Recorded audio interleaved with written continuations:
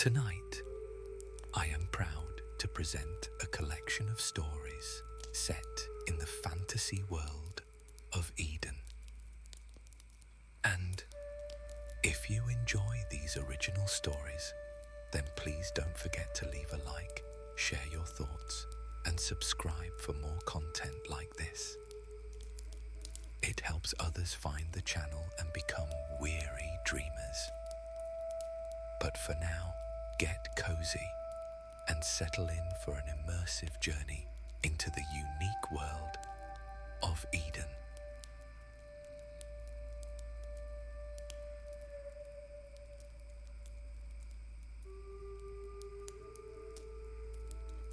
The sun began its slow descent beneath the skyline, casting a sapphire glow over the village of Mara Shah.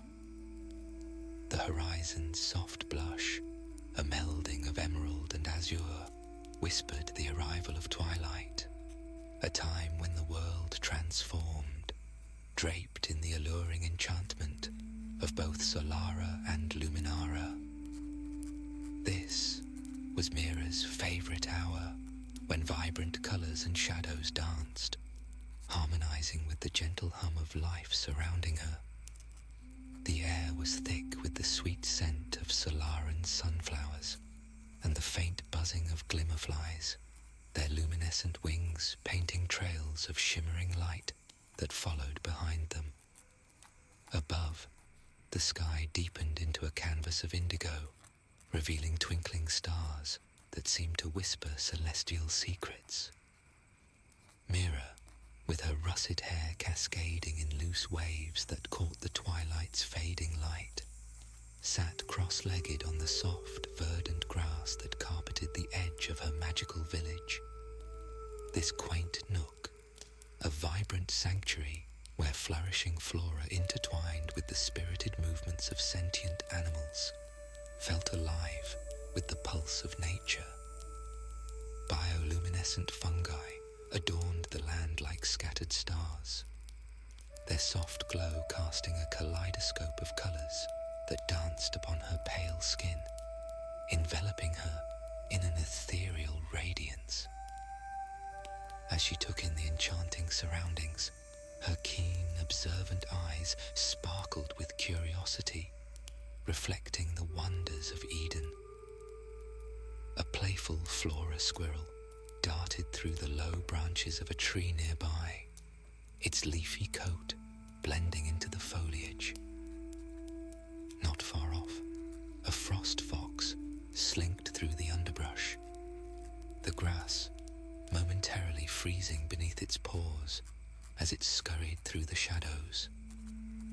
Here, every creature and plant pulsed with either Solaran or Luminaran energy, the lifeblood of their world, a constant reminder of their celestial connection and the cosmic event that altered their destinies.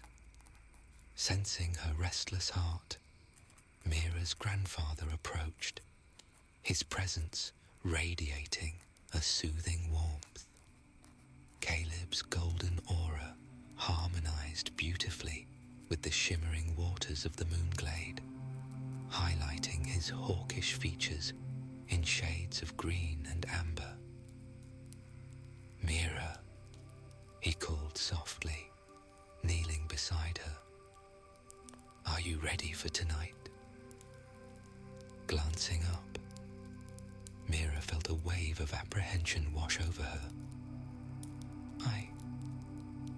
I think so, she replied, her voice barely above a whisper.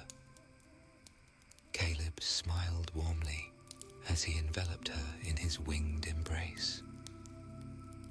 Remember, my dear, this bonding ritual is a sacred connection to the celestial beings, a rite of passage that will tether you to either Solara or Luminara, depending on the flora or fauna that resonates with your spirit. His soothing words wrapped around her heart like his golden plumage, instilling courage, even as uncertainty lingered in her mind. revelry. Mira watched with wide eyes as a group of older children played in the dappled sunlight, their laughter mingling with the melodic rustle of the leaves around them. Each child was a vibrant testament to their unique bond. One girl, adorned with iridescent wings like those of a wispling, flitted gracefully through the air, leaving a trail of shimmering sparkles in her wake. A boy nearby, his hair entwined with luminescent star-lace vines, conjured swirling orbs of light that floated gently around him, casting radiant patterns on the ground. Another child, whose skin bore the azure blue hue of an aqueous orchid, summoned tendrils of water that danced and sparkled as they cascaded from his fingertips. Caleb smiled knowingly, placing a taloned hand on her shoulder. Each of them has undergone the bonding process, he explained, his voice warm and melodic. Their unique abilities stem from the flora or fauna they have combined their essence with. The bond is not simply a source of power, it is a deep understanding of how to coexist with the celestial resonance. Each child's appearance reflects not only their abilities, but also the celestial body to which they are tethered. Mira took a deep breath, the cool evening air filling her lungs. As dusk deepened, shadows lengthened, and the enchanting luminescence of their surroundings seemed to pulse in rhythm with her heartbeat. What if I can't feel the connection? How will I know if I am a Solaran or Luminarin? She asked, fear slipping through her words like a wisp of smoke. Caleb's gaze softened, reflecting the gentle wisdom of countless seasons. Your connection is already there, blooming quietly inside you. The Adean energy within you is being beckoned back to its place within the resonance. Questions swirled in her mind as they walked back to town, but Mira remained silent, trusting her grandfather to reveal more when the time came.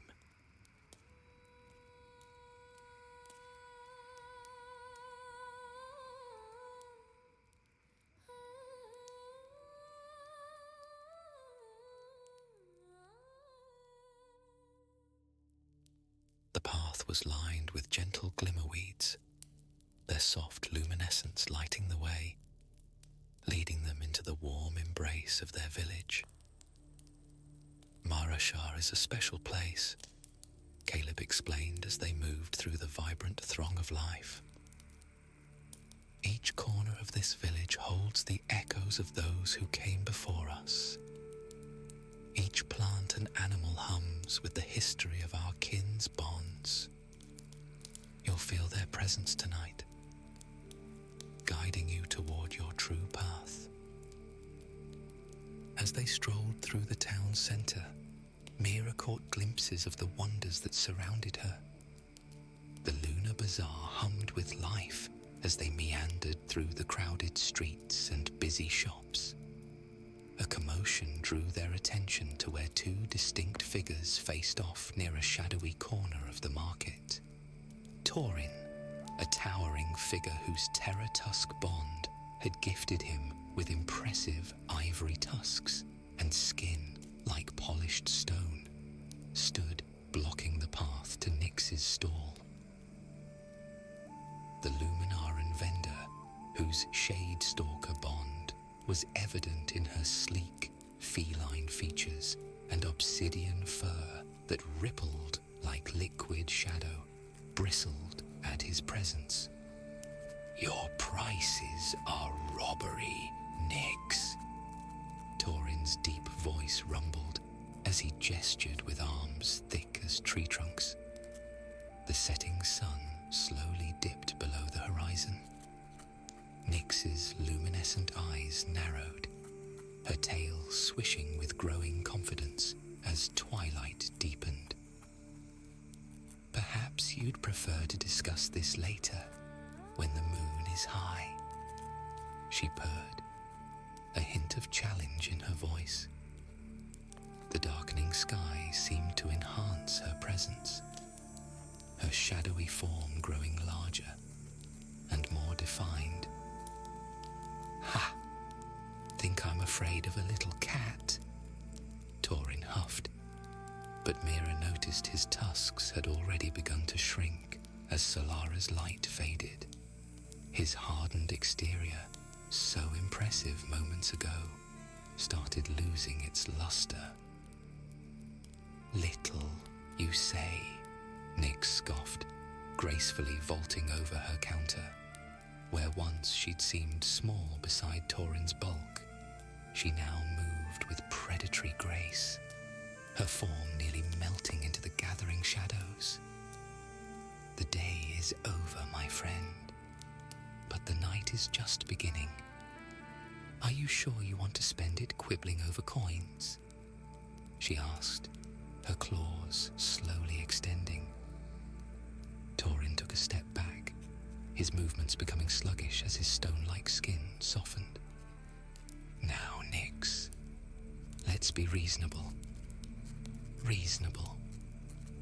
She circled him playfully, her shadowy form multiplying and surrounding him. Like how you blocked my stall all afternoon when your powers were strongest. The crowd that had gathered chuckled as Torin raised his hands in surrender, his once imposing figure now notably diminished. Perhaps I was hasty in my judgment of your prices. Perhaps, Nyx agreed, her shadows melding back into one form. Now, about those healing crystals you were interested in. As they watched the exchange, Mira tugged on Caleb's sleeve. Is that what happens to all of us? The changes based on the time of day? Caleb nodded, his own golden glow softening in the dusk. Every bond has its boon, little one. Solarans are stronger during the day, while a Luminaran's strength rises with the moon. The crowd dispersed as Torin and Nyx settled their trade, their earlier conflict dissolving into friendly banter. It was just another evening in the Lunar Bazaar, where the eternal dance between Solaran and Luminaran played out in the most unexpected ways. Their path, however, led them to the outskirts of the village, where a vast forest loomed. The towering trees stood like silent guardians, enriched by the stardust of eons past. Beyond here lies the Aedean forest, Caleb said. That is where your bonding will take place.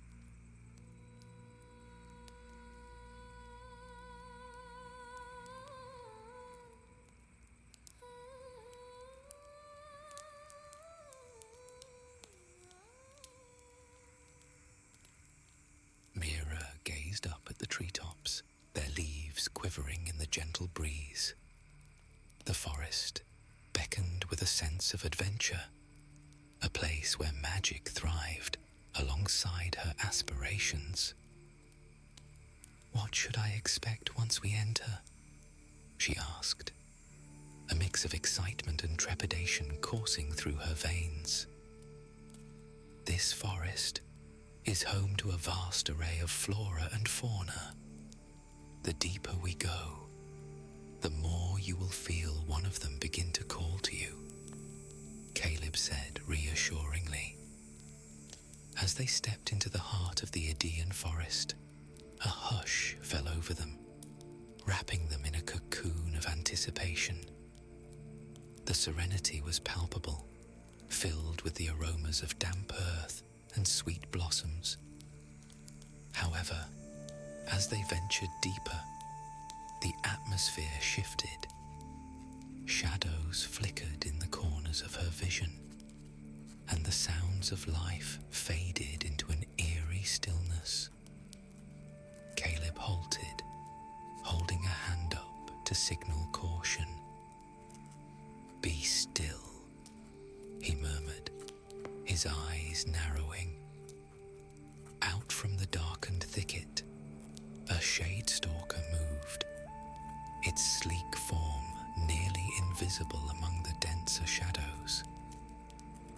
creature's shimmering coat blended perfectly with the darkness, displaying fur that seemed to shift with the ebb and flow of light, patches of its midnight pelt becoming translucent one moment and solidifying the next. Tendrils of shadow mist curled from its muscular shoulders like living smoke. Its piercing emerald eyes, the only constant feature in its ever-changing visage, locked onto Mira, a predatory glint flashing through them. Her heart raced as the creature advanced, curling its large feline body, ready to strike. The shade stalker's paws made no sound against the forest floor, as if it walked between realms rather than upon solid ground. Suddenly, it opened its maw, revealing teeth formed of crystallized darkness, and exhaled a chilling wave of shadow energy that withered the plants in its path. "What do we do?"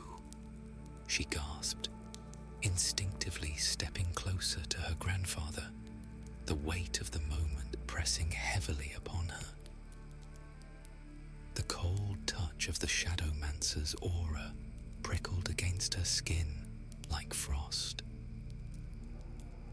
Caleb stepped forward, commanding and calm. "Stay behind me." He raised his arms, and the air shimmered with energy. Golden particles of Solaran energy swirled around his fingertips, coalescing into intricate patterns of celestial resonance. His connection to Solara was steadfast, despite its fading light. Within the heartbeat of a moment, a radiant barrier surged forth, illuminating the darkened forest with warmth and brightness. Threads of golden light wove themselves into a tapestry of protection, dispelling the shadow mist that had begun to encircle them. The Shadestalker paused, momentarily bewildered by the sudden eruption of light, before it hissed and retreated back into the shadows, its form dissolving partially into the darkness before reconstituting several yards away. Caleb lowered his arms slowly, the azure glow fading with the creature's departure, though tiny motes of protective light continued to dance around them like fireflies. "Remember, fear can cloud your connection to Idian energy," he advised, turning to Mira. "In moments of danger, it's crucial to maintain your focus. Harness the energy within you. This is part of what you'll learn tonight." I understand," she stammered, feeling a mix of awe and fear. "Now, let us resume our journey," Caleb intoned, putting a comforting hand on her shoulder as they moved deeper into the forest.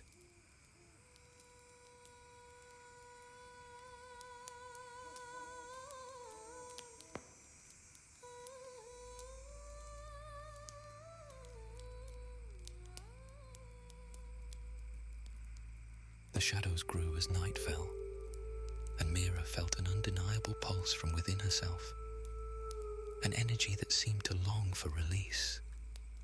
Suddenly, she winced as a sharp pain radiated from her chest. She doubled over, clutching the area as if to shield herself from the energy thrumming inside her. The warmth of her grandfather's hand on her back offered little comfort against the sudden intensity. Caleb knelt beside her, concern etching lines on his gentle face. "Breathe, Mira. What you feel is Edian energy building within you." She looked up at him, her hazel eyes quivering. "It hurts. It's a sign of your power awakening, he explained with a steady tone. Every one of us carries this energy, woven into our very essence since the Genesis event. Mira's heart raced as she recalled stories of the millennia-old event. Her mind painted vivid images of a bright comet tearing through the sky and exploding in a vast blanket of stardust. Is it true? Did a comet turn the moon green, the sun blue, and give us our unique powers? She asked, her voice still shaky from the pain. Yes, indeed. Caleb nodded. Nearly 1,000 years ago, during a rare celestial alignment, a brilliant comet, now known as the Genesis Comet, passed through the harmonic resonance. It sparked a magnificent explosion that scattered stardust throughout our world, intertwining with the essence of Solara, Luminara, and Eden. Mira furrowed her brow in contemplation. What does that mean for us? Caleb smiled softly, kneeling next to her so their eyes met. It means that the very energies you'll connect with tonight are an echo of that cosmic convergence. Each living creature, every plant, and even the celestial bodies above us carry remnants of that stardust, allowing us to harness incredible powers from it. Like how you use light in your magic? She asked, her voice full of curiosity. Precisely, Caleb affirmed, his golden glow shimmering gently. My bond is with Solara, harnessing the brilliant warmth of sunlight. But I suspect your connection lies with Luminara, for as long as I remember, you have always been a child of the night, longing for adventure under the moon's emerald glow. Mira smiled, feeling a flicker of understanding spark within her. The revelation settled deep in her bones, explaining so many nights spent wide awake while others slumbered. You're right. I've always felt more energetic at night and sleepy during the day. Even when I was little, Mother could never get me to sleep before midnight. Her hazel eyes sparkled with curiosity as she went on. Is that why we are venturing into the Idaean forest at night? She asked, her voice tinged with both excitement and trepidation. He nodded, his avian features filled with understanding and warmth.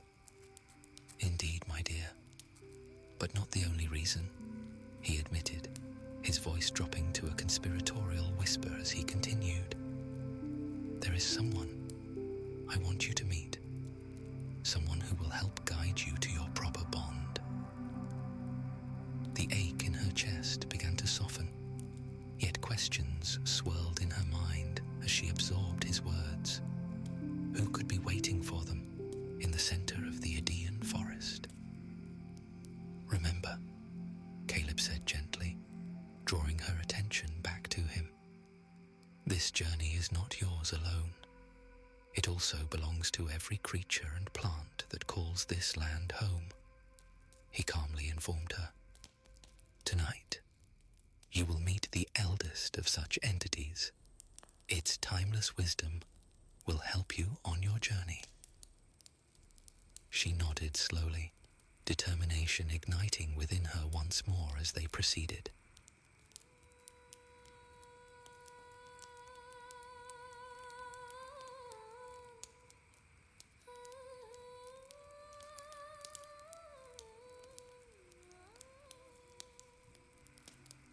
With each step into the heart of the forest, Mira felt more connected to the earth beneath her, as if the roots of the ancient trees intertwined with her very being. Caleb walked beside her, his golden glow illuminating their path, guiding them deeper into the heart of the Idaean forest. "Can you hear it?" he asked, a note of reverence in his voice. She paused, closing her eyes to listen. A symphony unfolded around her, whispers of leaves swaying in the gentle breeze and distant rustles that hinted at life, coursing within each verdant vein of the forest. The sound enveloped her like a warm embrace, stirring something deep within. "It's beautiful," she breathed, awash with awe. As they moved forward, glimmers of bioluminescent fungi peeked out from under twisted roots and between clusters of ferns, creating a sparkling carpet beneath their feet.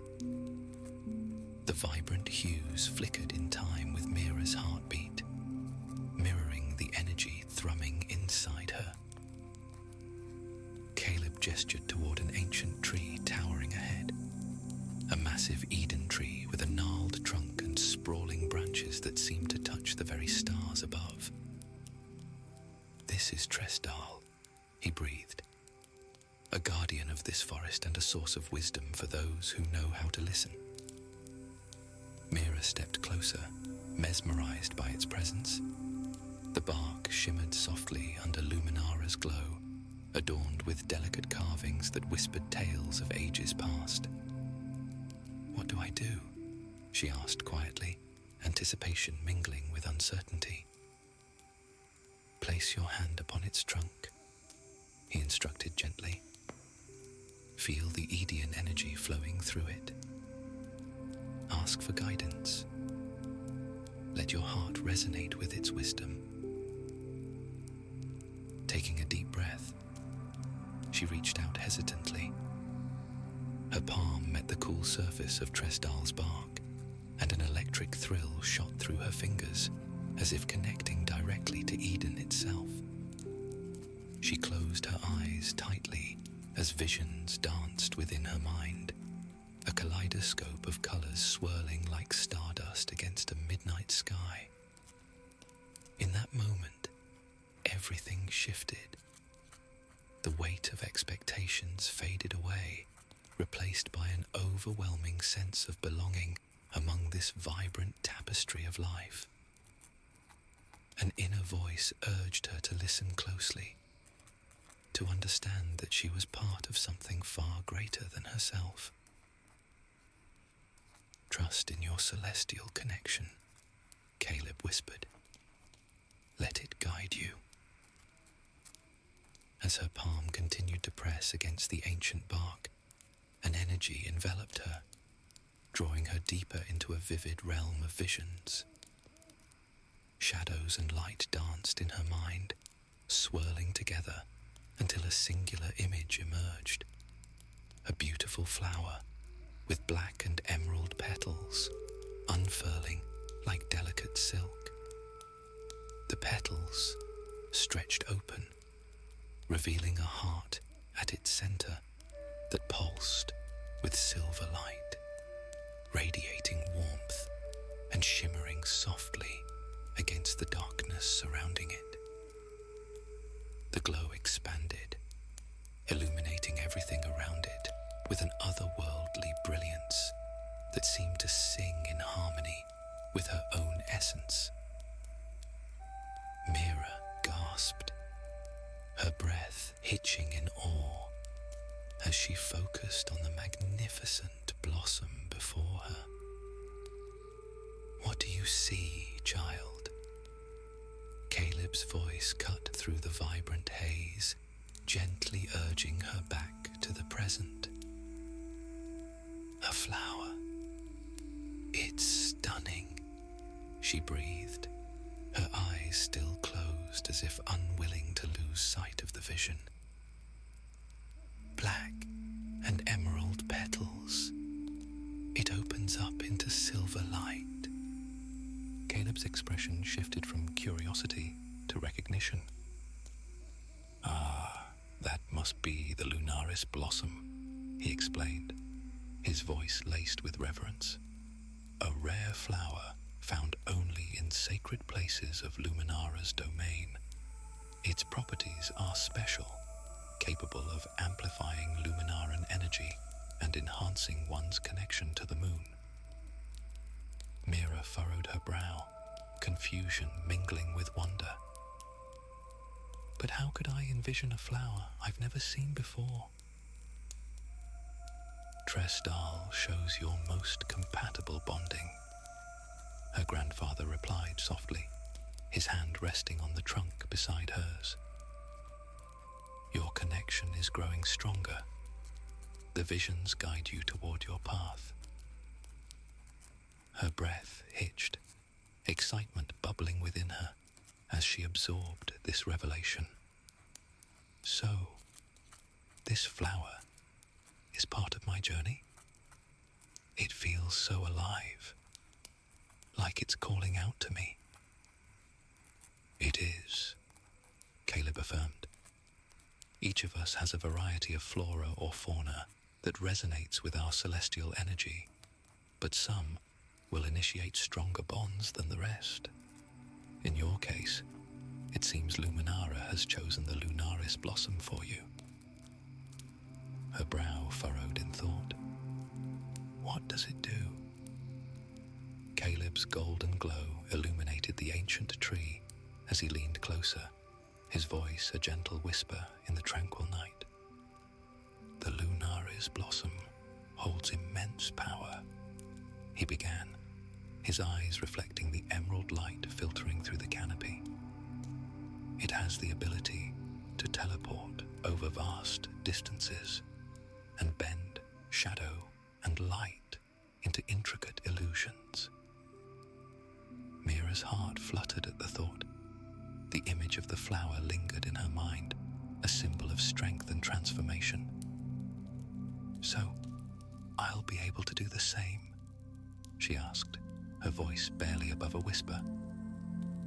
"Indeed," he confirmed, a smile spreading across his face. "Tresdale only shows us our strongest bond, meaning you will gain all the attributes of the Lunaris blossom. However, it will also absorb into your celestial essence, meaning it will alter your appearance as well." He paused for a moment, gauging her reaction. The idea of transforming her appearance intrigued Mira deeply, having always seen herself as very plain in comparison to the rest of the citizens of Mara Shah. "As you embrace this connection," Caleb continued, "you may find your features reflecting aspects of the flower itself.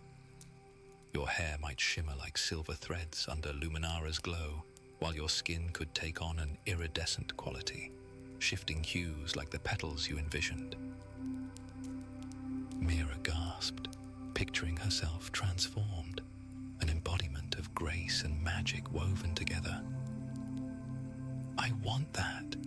I want to feel connected, like I belong," she exclaimed, determination lacing her voice. Caleb chuckled softly, nodding with understanding. "It will, with faith and bravery.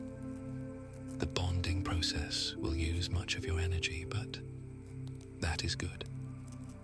The Adean energy inside you must be released, lest it overwhelm you." Mira sighed deeply. Does that mean the pain inside will go away after I bond with the flower?" "Yes," he confirmed, "and it won't return for several seasons. Not until you're ready for your second bonding." She started to ask more, but her grandfather silenced her with a gentle wave. "Just focus on the present, child, for your destiny awaits."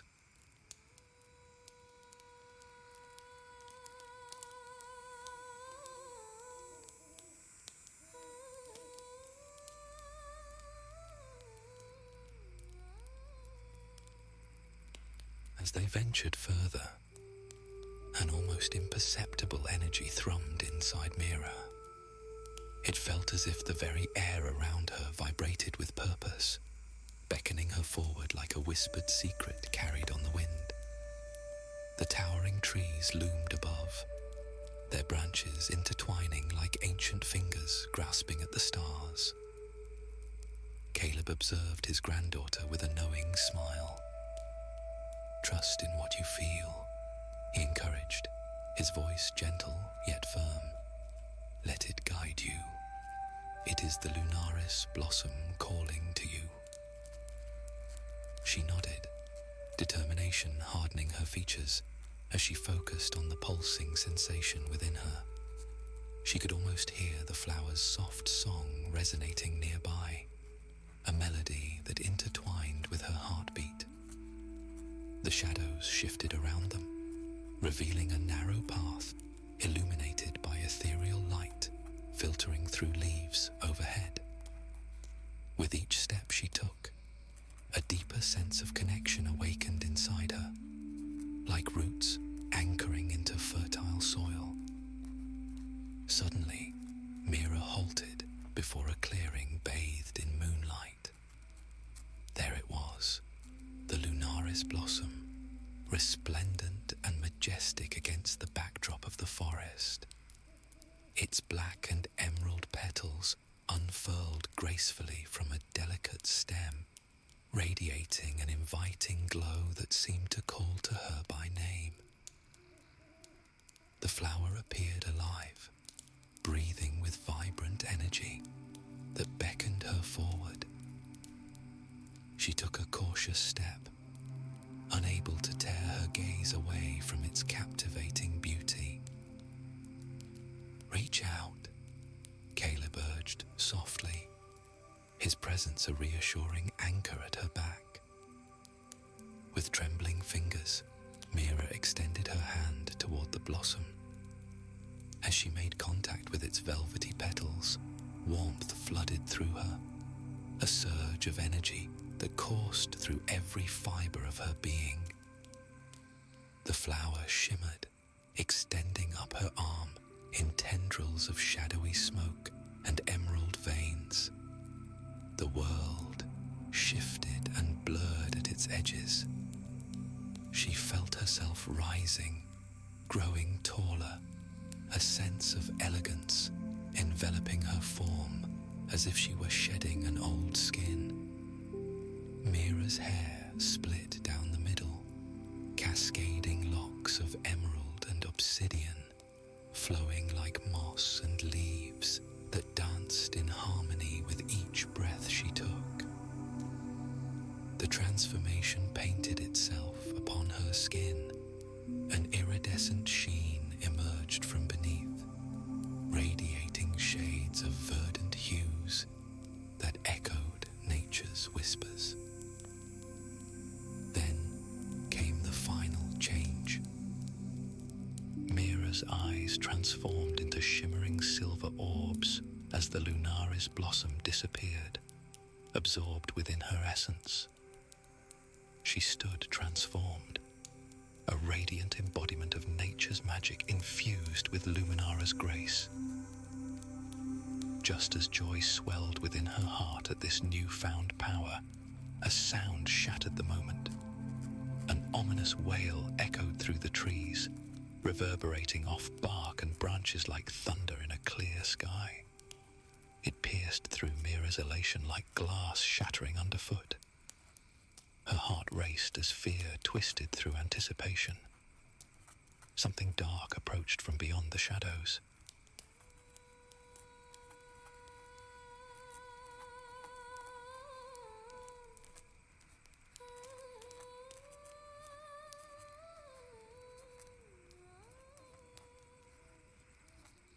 From the dense thicket emerged a monstrous form, a terror-spawn bear, its hulking figure looming like a mountain, awakened from slumber. The creature's rocky hide seemed to smolder with sedimentary fury, each thunderous step sending tremors through the ground. beneath Mira's feet. Caleb stood, resolute. His golden glow flickered precariously, like a wick in a storm. "Stay close," he urged, his voice steady yet strained. But beneath the weight of dread that bore down on them, a fire ignited within Mira. The connection with the lunaris blossom pulsed inside her. Her fears melted into determination, and as she inhaled deeply, she felt the energy surge through her veins. She was no longer merely a fledgling seeking connection. She was a force awakened. With her newfound abilities, Mira sliced through the dark, slipping seamlessly between the spaces where shadows whispered and light dared not tread. In the blink of an eye, she positioned herself at her grandfather's side, shadows weaving around her like an ethereal cloak. The terror-spawn bear charged forward, its massive form shaking the forest floor with each thunderous step. Caleb stepped in front of her, his golden aura flaring brilliantly against the darkness. Despite his years of experience, worry creased his brow. His powers weren't what they once were. "Stay behind me," he commanded, raising his hands as the bear closed in. A surge of golden energy erupted from Caleb's palms, striking the creature square in the chest. The bear stumbled backward, roaring in pain and frustration. The momentary victory was short-lived. Caleb's shoulders sagged, his glow dimming noticeably. Mira rushed to his side as he faltered. "Grandfather, I'm all right," he assured her, though his labored breathing suggested otherwise. "My connection to Solara weakens as night deepens." The terror spawn recovered quickly, shaking its massive head before pawing the ground, preparing for another charge. Its eyes gleamed with primal rage, fixed on the pair. "We need to move," Caleb whispered urgently. Instinctively, Mira wrapped her arms around her grandfather. The knowledge of her new abilities surfaced in her mind like ancient memories awakening. She closed her silver eyes, concentrating on the shadows surrounding them, feeling them respond to her will. "Hold on," she whispered. The darkness enveloped them just as the bear lunged. In an instant, they vanished, reappearing 20 paces away behind a cluster of trees. Caleb gasped, steadying himself against a trunk. "Remarkable," he breathed, pride momentarily overshadowing his exhaustion. Their reprieve lasted mere seconds. The bear's roar echoed through the forest as it detected their scent. It charged again, more ferocious than before, uprooting smaller trees in its path. "It's too powerful to fight," Caleb said, his voice steady despite his weakened state. "But you can send it away, Mira. Focus on the shadows around the bear itself." Mira stepped forward, her jewel-colored hair flowing around her as she raised her hands. The moonlight seemed to bend around her fingertips as she concentrated. "Visualize where you want it to go," Caleb coached. "Somewhere far, somewhere safe, for both the creature and others." Mira pictured the distant mountains, uninhabited and peaceful.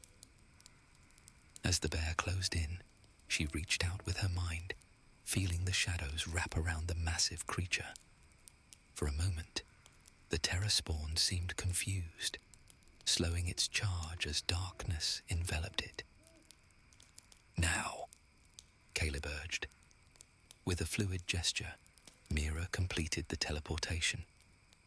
The bear vanished mid-stride, leaving nothing but disturbed earth and fallen leaves where it had stood seconds before. Caleb turned to her, his eyes bright with pride and warmth, reflecting the gentle glow of the moonlight filtering through the leaves above. "You did well, my dear," he said, his voice rich with encouragement. "Thanks to these new powers," Mira replied, her gaze lingering in awe at her verdant form, the vibrant colors of her aura dancing like flames around her. "I felt alive, like I could do anything." "Indeed, your powers will only grow stronger from here," he affirmed, his tone imbued with wisdom. "You have awakened something profound within you, a connection that is uniquely yours." He gestured expansively, as if encompassing the very essence of their surroundings. Tonight's trial was but the beginning. You are destined for greatness, Mira. As they began their journey back through the now peaceful forest, the playful banter of joy sprang forth between them, laughter echoing against the towering trees that stood as silent witnesses to their triumph. The air was fragrant, with the earthy scent of moss and blooming night flowers, enhancing the sense of victory that enveloped them.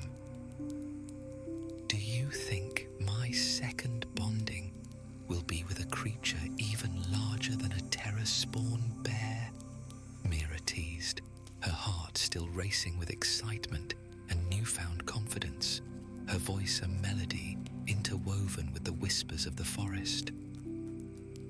Caleb chuckled, an easy warmth settling between them, his laughter mingling with the rustling leaves. "Perhaps a magnificent gale griff," he mused, his eyes sparkling with imagination, "or a charming flora fox. Remember, every bonding brings both challenges and rewards." His words hung in the air, a promise of the mysteries that lay ahead. Her spirit buzzed with energy, thoughts racing toward the future. "I can't wait to see what Luminara has in store for me," she breathed, her silver eyes shimmering with dreams yet to unfold, reflecting the glimmers of starlight above. Together, they walked side by side, leaving behind the mysteries of the Aegean forest, the soft crunch of leaves beneath their feet punctuating the serenity of the night. The promise of adventure still flickered within Mira like the stars above, brilliant and eternal. For the night was young, and her journey was just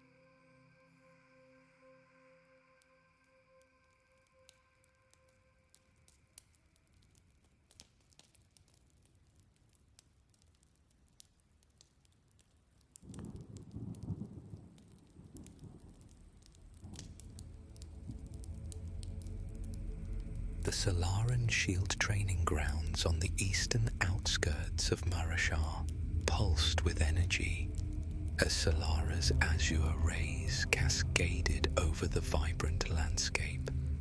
Burgeoning flora thrived under its watchful glow, a tapestry of colors weaving through the air along with the scent of sage blossoms and ember brush. At the center of this flourishing sanctuary, two figures clashed in a spirited sparring match. Kojin towered over his opponent, broad shoulders and a sturdy frame, accentuated by sunshard-encrusted armor that shimmered in hues of sapphire and gold. His bronze skin bore the scars of countless battles, each one a testament to his resilience and determination. As he lunged forward, his sword arced gracefully through the air, reflecting the turquoise light of the sun that illuminated his feline features. Arik ducked just in time, the blade slicing past him with a whisper. He pivoted on his heel, his own weapon, a sleek dagger forged from Solara steel, gleaming as he countered with agility. Arik's hair, tousled and wild like an unkempt halo, framed a youthful, lupine face filled with determination and mischief. "Is that all you've got? I thought knights were supposed to be tough," Arik teased, darting away from his reach. With a hearty laugh, Kojin retaliated, thrusting his sword low in an attempt to gain ground. "Nay, lad, we're supposed to be honorable. It's your cooking that is tough," he jested, following through with another swift strike. "Cooking? Don't make me laugh," Arik retorted, sidestepping casually before launching himself once more. "I'd rather eat a shade spawn than endure one of your burnt meals again." Their playful banter mingled with laughter as they continued their duel under Solara's radiant gaze. The rhythmic clash of metal echoed against the backdrop of colourful flora swaying gently in the breeze. Each strike was infused with camaraderie, every dodge filled with respect for each other's skills. Just as Arik began to gain ground with a series of well-timed feints and thrusts, their session was abruptly halted by the arrival of a messenger clad in Solaran armor that gleamed like morning light. The young soldier approached them swiftly, urgency painted across her features. "Sir Kojin, Sir Arik," she called out breathlessly. "The captain wants to see you both immediately." They exchanged quick glances, curiosity igniting in their eyes as they lowered their weapons reluctantly. The light-hearted atmosphere shifted. Duty awaited them beyond their friendly rivalry.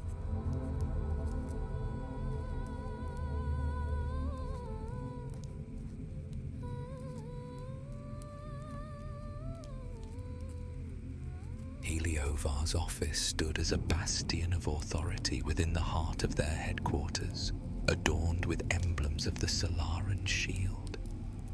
The walls echoed with tales of valor and unity, each insignia shimmering under the warm embrace of sunlight filtering through expansive windows. The room was a sanctuary for strategy, where maps sprawled across a large table, their edges curling slightly as if yearning for action. As Kojin and Arik stepped inside, the weight of the world seemed to press upon them. They shared a glance, both acutely aware that their training session had been but a fleeting respite from the storm brewing outside. Heliovar looked up from his work, his molten gold skin radiating an aura of quiet strength. His eyes mirrored the cerulean sky outside, betraying no hint of the turmoil he felt beneath the surface. "Enter," he announced, gesturing for them to take a seat. The two knights approached respectfully, their demeanor shifting to one of earnest attention. "Something stirs in Valashar," the captain began, his voice steady yet heavy with concern. "The usual chatter has faded into silence." He tapped a finger on a map detailing the surrounding regions, highlighting Valashar's proximity to the encroaching darkness of the Shadow Vale. Arik leaned closer, peering at the faded lines that traced paths through thick forests and over rolling hills, a once vibrant area now threatened by the corrupting blight. "We must investigate," Heliovar continued, tension creeping into his voice. Unconfirmed reports indicate shade spawn from the Vale are breaching its borders. We can't afford to lose any more ground. Kojin nodded slowly, a surge of responsibility igniting within him. You can count on us to investigate. Heliovar's expression softened momentarily before steeling again. I trust you both, he replied gravely. You will take a small group to Valashar and find out if there is any truth to these reports. When do we leave? Arik asked. Tomorrow, at first light. Heliovar rose from his seat. Gather your gear and choose your team wisely. With that command echoing in their ears, Kojin and Arik exchanged determined glances, resolve hardening in their chests like forged steel. They knew they would soon embark on a perilous journey where shadows whispered secrets and danger lurked around every corner.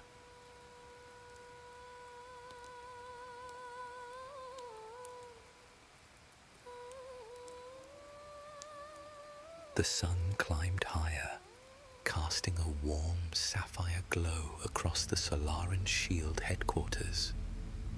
The training grounds buzzed with energy as knights prepared for the day's rigorous drills. A patchwork of colourful tents adorned the area, their vibrant fabrics fluttering in the warm breeze, while the scent of sun-warmed earth mingled with the faint aroma of blooming Solaran sunflowers nearby. Kojin and Arik strode through this lively scene, their footsteps steady and resolute. The air crackled with anticipation. They could sense the weight of what lay ahead. As they approached a gathering of knights, a diverse assembly awaited them, each member marked by their unique abilities and traits. I heard a rumor you two are going into the Shadow Vale. Lyra chimed in, her voice bright like morning light. She stood slightly apart from the group, her flowing garments shimmering softly under Solara's rays. A healer blessed with an affinity for harnessing the restorative properties of Solaran energy. Her verdant hands glowed faintly as she demonstrated her craft, healing the minor wound of a fellow knight. I would like to volunteer if you'll have me. I have a cousin who lives in Valashar, and I'm worried about her and the other villagers. Kojin nodded appreciatively. Aye, lass, I'd be glad to have you, Lyra. Your healing touch will be invaluable. He felt reassured knowing that even amidst danger, someone like her would stand ready to mend any wounds they might incur. Mara joined them next, slipping through the gathering with feline grace. Her movements were fluid and quiet as a Solaran cinder cat. Dressed in a light armor of muted greens and browns that melded seamlessly into her surroundings, she looked every bit the agile scout she was known to be. You will need my skills as well, she teased playfully, flashing a grin that belied her serious nature. I can get us through terrain faster than a shadow can hide. Just don't get too far ahead, Kojin replied with a chuckle, appreciating Mara's tenacity even as he recognized it could be troublesome. Fen lumbered over next, his broad shoulders accentuated by sturdy armor embedded with shimmering stones that echoed Idian hues.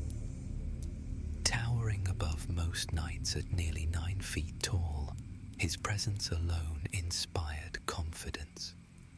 With hands that could shift rock and soil like clay, he clapped jarring thud. "Ready for some action? I've been itching to crush some shade spawn." The group chuckled at Fenn's enthusiasm, a welcome sound amid rising tension. Each night brought something essential to the table: healing wisdom from Lyra, stealth and agility from Mara, brute strength from Fen, and Kojin's tactical mind alongside Arik's nimble prowess. "Aye, it's settled then," Kojin announced, his gaze sweeping across the newly formed group. "We head out at dawn."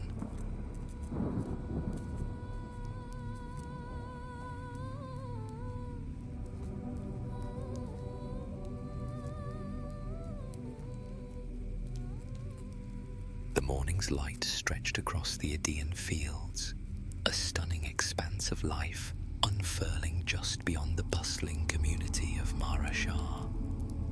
Here, nature flourished in radiant colours, with wildflowers bobbing cheerfully in the gentle breeze, and towering grasses swaying like waves beneath Solara's benevolent gaze. As Kojin and his assembled team mounted their terror stags, the knights marvelled at the creatures before them. Each majestic beast stood tall, with powerful legs that could traverse any terrain. Their coats shimmered with hues reminiscent of the surrounding flora, emerald greens and soft golds mingling seamlessly into one another. The stag's antlers branched out like delicate trees, adorned with tiny blossoms that emitted a faint luminescent glow, lending an ethereal quality to their presence. "All right, gather round," Kojin called out, his deep voice resonating through the air. The team formed a semicircle around him, their stags snorting softly as they settled into place. Arik adjusted his grip on the reins, excitement flickering in his eyes. "What's our first order of business?" he asked eagerly. "Listen closely," Kojin replied, while scanning the horizon. "The Shadow Vale is more than just a forest. It's a realm of uncertainty and danger." His gaze fell on Lyra first, her hair flowing like silk against her back. She looked poised, yet determined. "We'll need your healing skills should we encounter any feral flora or shade spawn." Lyra nodded resolutely, her emerald robes rustling softly as she leaned forward slightly in her saddle. The sunlight caught on the small sunstone amulet hanging around her neck, a token from her family that radiated warmth whenever she invoked her powers. Next to her sat Mara, her keen eyes sparkling with mischief. She tugged at one of her short, dark braids, absent-mindedly, while glancing sideways at Fen, the giant whose broad frame loomed next to her petite form.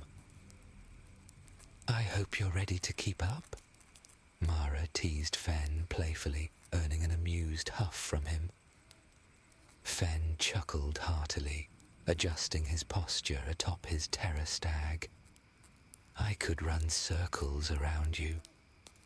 Let's not forget our purpose here," Kojin interjected with a chuckle, while maintaining an air of seriousness. "I want to be in Valashar by tomorrow night. So, we'll make camp after Luminara reaches its zenith, but for the rest of the time, we ride." The group picked up their pace and travelled across the vast expanse of the Aedean fields, their mounts' hooves stirring up wisps of pollen from the swaying wildflowers below. As they rode, their conversation drifted to increasingly troubling matters: the growing darkness seeping from the Shadow Vale, bursts of larger shade, spawn emerging with unprecedented frequency. Recent whispers from traders spoke of entire caravans vanishing without a trace, while rangers told of finding abandoned camps with signs of violent struggles, yet no bodies to be found. The sapphire rays of Solara cast long shadows across their faces as they shared these grim tales, each account adding weight to their already heavy hearts. Kojin assessed each night carefully as they rode forward. He saw promise in every member gathered at his side. Together, they would navigate these uncharted territories where darkness loomed ever closer.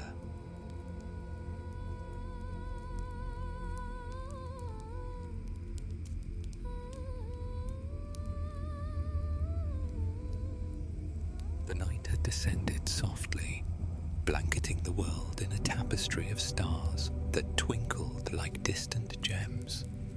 The moon reached its peak, and the group made camp in a small clearing near the edge of the Whispering Woods.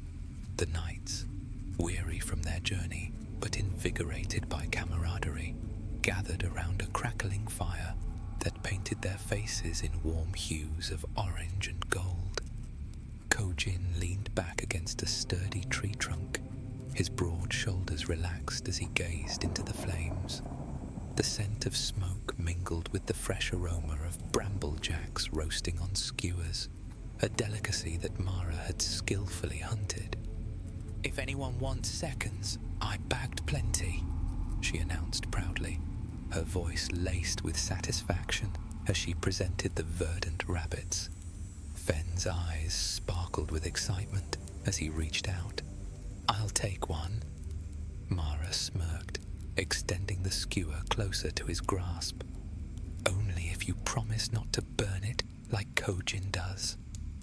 Laughter erupted around the campfire, easing the weight of their earlier discussions about impending dangers.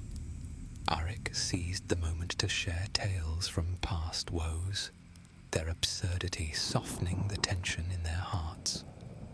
"Did I ever tell you about the time I mistook a thorn popper for a bramble peach?" he began, drawing everyone's attention. "Please tell me you didn't eat it," Lyra gasped with mock horror.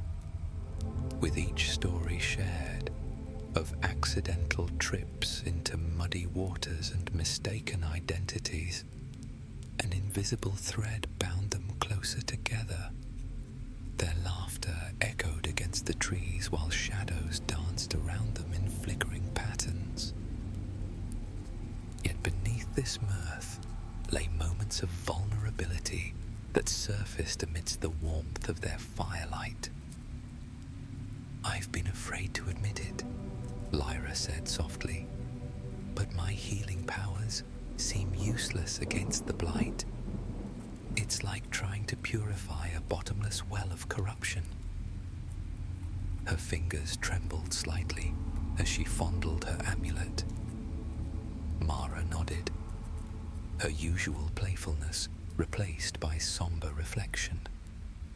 "My abilities also feel increasingly inadequate against the corrupted spawn and hybrids." "Aye," Fenn agreed, his deep voice rumbling. "My terror-born abilities barely affect the monsters like the Vileborn." At the mention of hybrid mutants, Arik visibly tensed. "Those things terrify me," he admitted, voice cracking. "It's like they lost their humanity to the beasts they bonded with." Kojin raised his hand, his Soldorian accent thickening with concern. "These are just unconfirmed reports, lads and lasses. We cannot let fear overtake us." His words hung in the air, but did little to dispel the unease that had settled over the group. Each knight stared into the flames, privately wondering if their powers would be enough for the battles ahead. Meanwhile, as their conversation lingered in the distance, dark whispers began to slither through the night air. Unbeknownst to them, lurking at the edge of the nearby forest, stood a hooded figure. His presence was little more than a shadow, a silhouette barely distinguishable from the twisted trunks of the boundary trees. This figure listened intently as it relayed silent information to an unseen entity cloaked in darkness, its body unnaturally still, save for the occasional twitch beneath its heavy cloak. They're Solara shield knights. I count 5. They should reach Valashar tomorrow. It hissed softly, a forked tongue flicking from its reptilian visage. The words emerged as vapor in the cool night air, dissipating into nothingness like secrets meant to be forgotten. A feminine voice replied from somewhere within the gloom, cool and calculated, its timbre resonating with an otherworldly power that made the very shadows seem to pulse. Yes, and when they do, Goleth will take care of them. The words carried a finality that settled over the forest floor like frost, promising a grim fate when the knights reached their destination.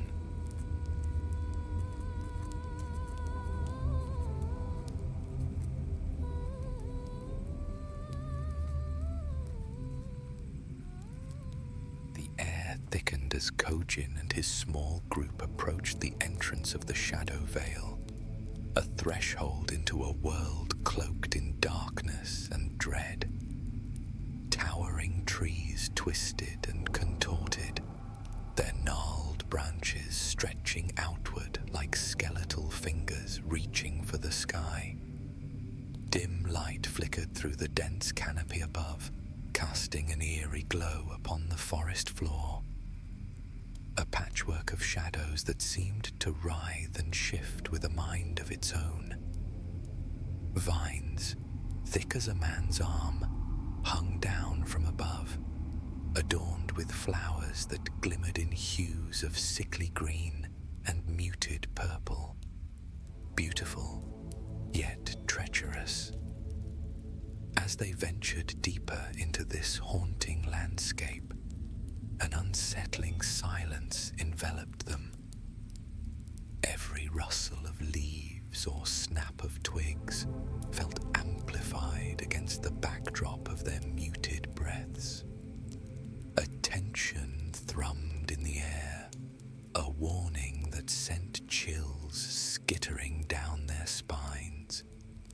Kojin took point, his presence a steady anchor amidst uncertainty. His sunstone-encrusted armor glinted dully in the half-light, and he held his sword ready, a symbol of strength that offered reassurance to those following closely behind. Arik walked beside him, his youthful features drawn tight with focus as he scanned their surroundings. Each shadow seemed to pulse ominously. "Stay alert," Kojin whispered, sensing an impending threat lurking just beyond sight. Yet, before they had a chance to react to his caution, mayhem broke loose. From the recesses of darkness, shade spawn materialized, entities crafted from sheer evil and shadow. Their bodies moved with an eerie grace, akin to smoke molded into form. Their glowing red eyes flared as they advanced upon the group with menacing hunger. Mara reacted first, her movements quick and precise as she drew on her agility to evade a lunging creature. "Watch out!" she shouted, unleashing a barrage of light arrows into the enemies. Lyra channeled Solaran energy into her amulet, summoning light that shone brightly even in this dismal place. Fen roared with fury as he slammed his fists into the soil beneath him. Shockwaves rippled through the ground, launching several of the dark creatures backward. Arik joined the fray next to Kogin, brandishing his weapon with newfound resolve as they coordinated their efforts, strikes weaving seamlessly together amid an array of flailing limbs and snarls. "Why can't we ever have a peaceful stroll through the shadow veil?" he jeered breathlessly. Together, they valiantly fended off the initial onslaught of shade spawn, their movements a harmonious blend of strength and strategy, like a well-rehearsed dance amidst chaos. With each strike, the air reverberated with the echoes of their determination. Amidst the frenzy, Kojin's keen eyes caught a glimpse of an enormous horned figure, poised on 4 powerful legs, its presence looming ominously like a shadow cast by a fading sun. Yet, with the tumult of battle swirling around him and the pervasive shadows of the forest obscuring his view, the certainty of what he saw eluded him. The air crackled with tension, every heartbeat echoing the peril that lurked just beyond sight, a reminder of the silent predators waiting to pounce. As the clash subsided and silence momentarily blanketed the battlefield, the weight of uncertainty hung heavy in the atmosphere. One truth remains starkly clear. The path ahead to Valashar would be fraught with dangers, each step a reminder of the lurking threats that awaited them in this darkened realm, where the shadows themselves seemed to conspire against them.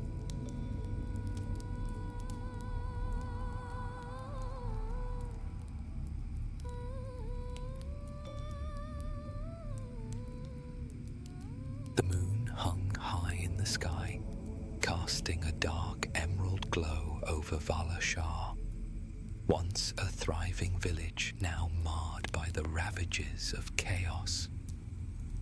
The charred remains of buildings loomed like skeletal sentinels, their blackened timbers jutting out at odd angles against a backdrop of smouldering ash. The air was thick with acrid smoke and despair, swirling around the remnants of what had been a vibrant community. As Kojin and his team entered this desolate scene, they were struck by the haunting silence that enveloped them. Broken structures stood as a testament to the recent devastation, their walls crumbling under the weight of sorrow.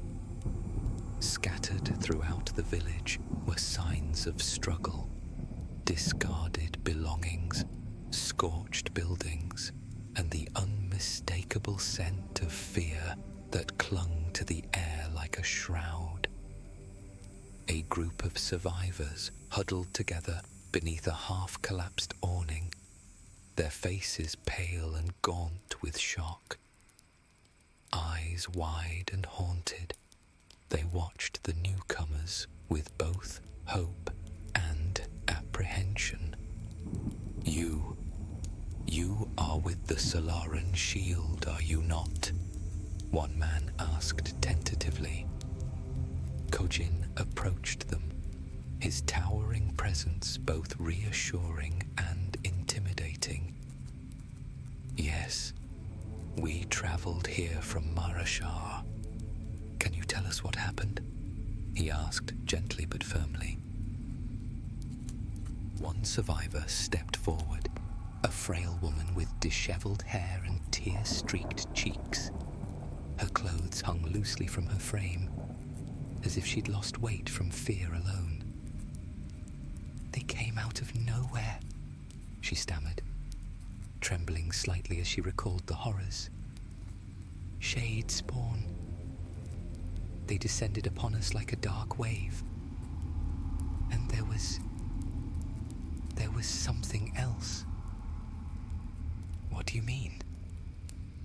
Arik pressed closer, his face etched with concern. "A giant, corrupted hybrid," she whispered, glancing nervously around her fellow villagers before continuing. "He was unlike anything we've ever seen. A beast, legs, like a terror stag, but the body of a man." Mara exchanged worried glances with Lyra as they absorbed this chilling description. "And what was his name?" Lyra inquired softly, stepping forward to offer comfort amidst her growing dread. The woman hesitated for a moment before speaking again. "They called him Golath." Lyra knelt among the survivors, reaching for her healing energies to ease their suffering. A soft glow emanated from her hands as she began to radiate Solaran energy, its azure light mending their wounds. "I have a cousin who lives here," she pleaded. "Her name is Kana. Do you know if she is?" Lyra was interrupted as chaos erupted once more. A chilling howl pierced the air as another wave of shade spawn emerged from the shadows, their forms undulating like living nightmares against the smoky backdrop. Kojin rallied his comrades immediately, drawing his weapon while shouting orders. "Knights, form a circle around the survivors. Nothing gets through." Combat stirred anew. Cries reverberated through the air as dark silhouettes sprang forward with deadly purpose. And then, Golath revealed himself amidst the frenzy, an imposing figure who seemed to absorb light rather than reflect it. His muscular body towered above all others.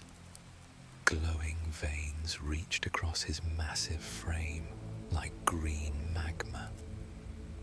With every step he took toward them, an aura of dread coiled tighter around Kojin and the rest, a foreboding harbinger that promised no respite would come easily in Valashar this night.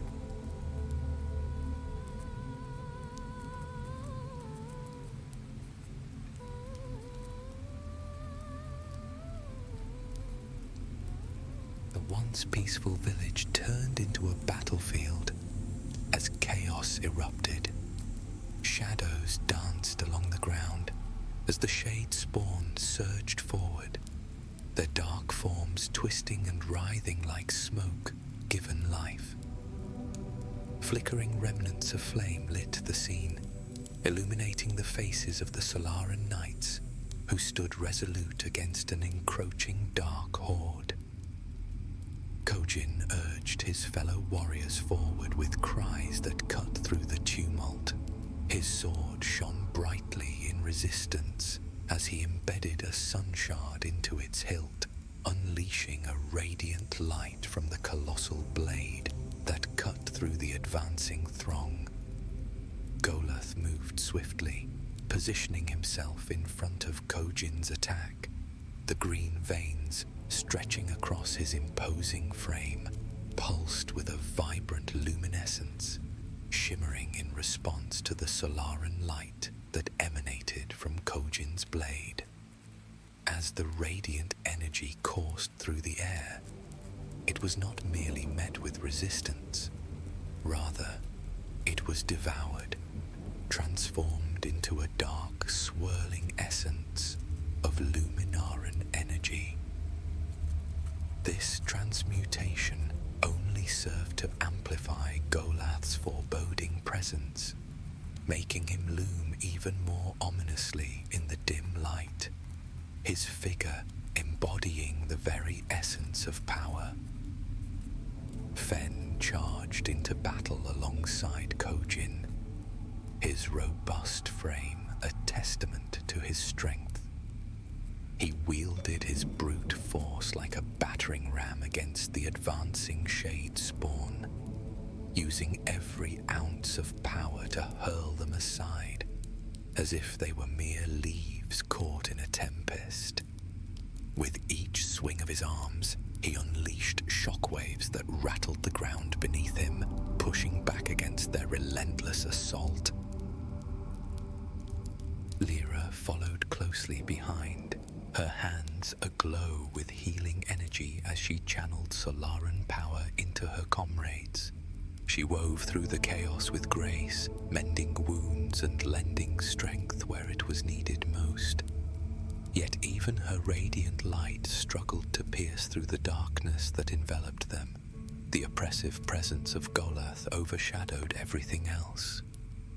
As if sensing their vulnerability, Golath unleashed a roar that thundered across the battlefield. The sound resonated deep within each knight's chest, a primal call filled with rage. With swift movements fueled by a malevolent hunger for destruction, he swept aside several villagers like mere insects. In that moment, tragedy struck with the merciless finality of an executioner's blade. Lyra's brilliant healing light flickered and extinguished forever as she was caught in Golath's savage wrath. Her body crumpled to the blood-soaked earth, her lifeless eyes staring skyward. The anguished, guttural cries of those witnessing her brutal death sent shockwaves through Kojin's heart. He felt hope crumbling like dust at their feet, leaving only the hollow ache of loss and the bitter taste of failure. Another healer lost, another friend gone, another soul claimed by the endless hunger of their monstrous foe.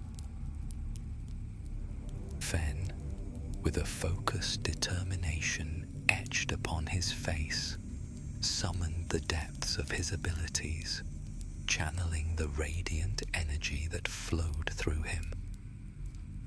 As he concentrated, Eden itself responded to his call. With a graceful yet forceful motion, he raised a portion of the ground into a formidable wall, a sturdy barrier that stood tall against the onslaught of the deadly shade spawn. The wall, a testament to his mastery, held steadfast, keeping a portion of the sinister creatures at bay, if only for a fleeting moment, as the battle raged on around them. "Fall back!" Kojin called out desperately to his remaining knights. But before they could retreat fully, Arik surged forward instinctively. In an act of sheer bravery, or perhaps reckless abandon, he propelled Kojin out of harm's way just as a shadowy claw lashed out at them both with a menacing swiftness. "No!" Kojin's voice erupted into despair, echoing through the chaos as he turned, horror etching itself upon his features. He caught a fleeting glimpse of Arik, ensnared in Golath's merciless grasp, a single heartbeat stretching into an agonizing eternity before his body went limp.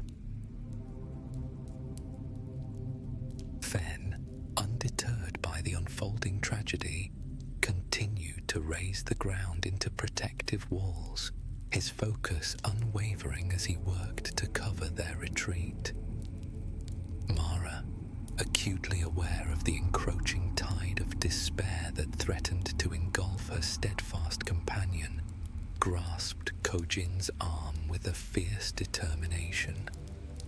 She pulled him away from the tragic scene, her heart racing as she witnessed Goleth's merciless dismissal of Arik's lifeless body, flung aside like a discarded toy. The air crackled with tension, and Mara struggled against the surging fury that radiated from Kojin, her voice emerging like a beacon amidst the tempest of his emotions. "Sir, we can't save him or Lyra," she called out, her words cutting through the storm of his thoughts, forcing him to confront the painful reality that loomed before them. Her grip tightened, an anchor in the chaos as she fought to reclaim his focus. "We must gather as many survivors as we can and flee before it's too late." The urgency in her tone resonated with the gravity of their situation, a plea for action amid the overwhelming darkness that threatened to swallow them whole. With each passing moment, the weight of their choices pressed down upon them, and Mara knew they had to move swiftly or risk losing everything. With a heavy heart, Kojin relented, his resolve shifting as he turned to gather the remaining villagers, each moment feeling like a piece of his soul being torn away. Meanwhile, Goleth and the Shade spawn pounded relentlessly against the walls that Fen had erected, their fury reverberating through the air as they fled with the remaining villagers.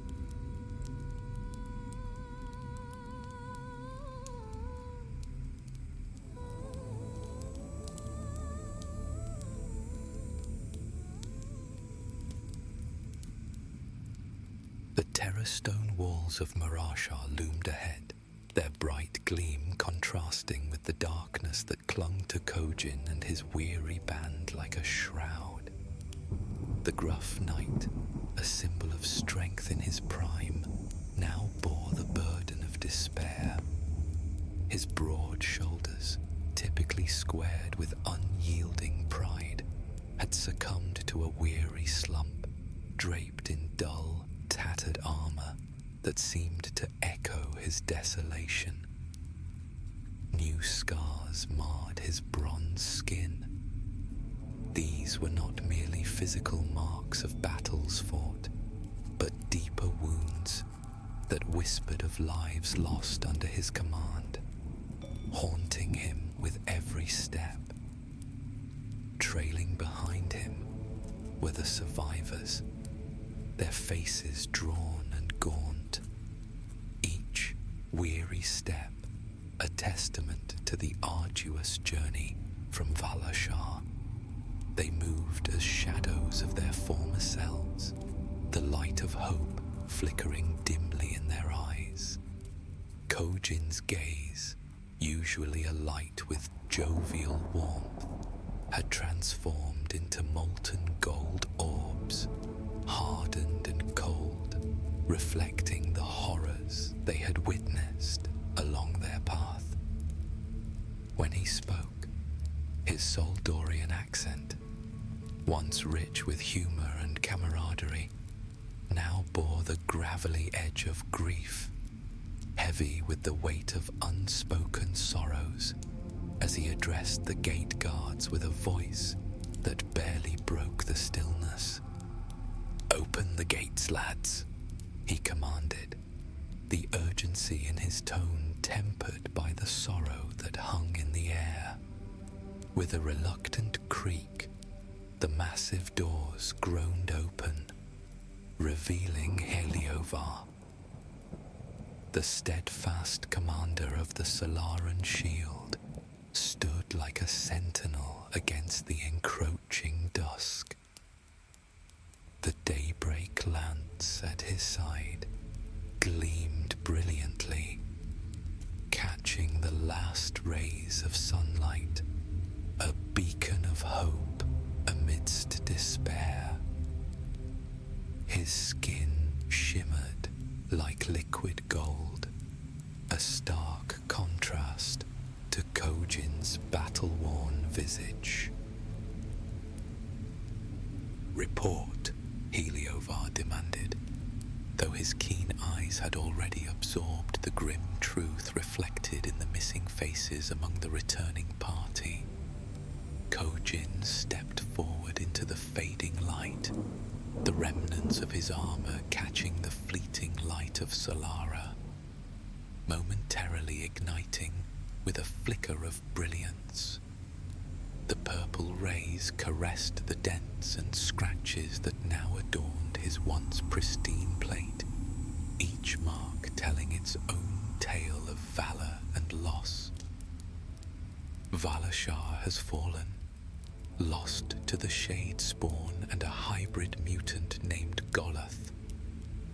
His voice cracked like the fragile silence that enveloped them, the weight of his words hanging heavy in the twilight air. Arik sacrificed himself to save me. Lyra too, we lost them to the darkness. Kojin's gaze hardened, reflecting the weight of his sorrow and the intensity of his resolve.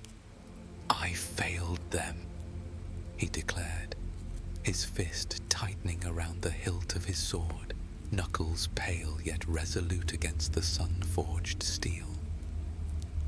But I swear by Solara's light, I will not rest until Golath pays for what he's done. For Arik, for all of them. With each word, his voice surged, gaining strength and resolve like the rising tide of dawn after the longest night. The echoes of Arik's mischievous laughter and Lyra's gentle wisdom echoed in his mind, urging him to carry their light forward through the encroaching shadows. This was not merely a vow of vengeance. It was a sacred promise to restore balance to a world steeped in sorrow and to honor the sacrifices of his fallen comrades who had stood steadfast against the darkness. As he stepped through the archway into Marashar, the ground beneath his boots seemed to welcome him home. The familiar scent of sage blossoms and ember brush wafted through the air, a bittersweet homecoming that stirred both comfort and pain. Kojin, with his heart aflame and his spirit unwavering, knew deep within that the shadows had not yet retreated completely, and with each passing day, more trials awaited him. Fen and Mara would stand with him, he knew, brothers and sisters in arms, against whatever darkness threatened their home. The battle for Eden was far from over, and he would face whatever came next with courage and resolve, determined to forge a brighter path for all who dwelled beneath Solara's watchful gaze.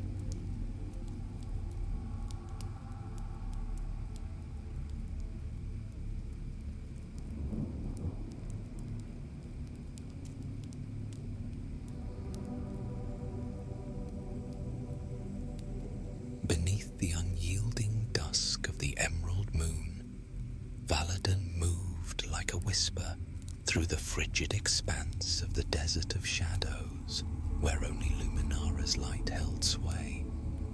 Black sand swirled around his feet, kicked up by his boots, while the wind carried the hint of danger, the rancid scent of a vileborn lurking nearby. With every step, he embodied the essence of a predator, his shade-stalker bond lending him feline grace as he moved confidently through the sandy terrain. The air felt charged, humming with tension, as if nature itself held its breath in anticipation. His crystalline flesh glimmered in shades of green and silver beneath tufts of obsidian fur. Valadan paused, scanning the horizon where dunes dunes undulated like waves frozen in time. He inhaled deeply, searching for that unmistakable scent, the corrupted essence that defined a vileborn. "Come out, creature," he muttered under his breath, voice low and steady, like the distant thunder rolling across barren plains. "Your blighted existence ends tonight."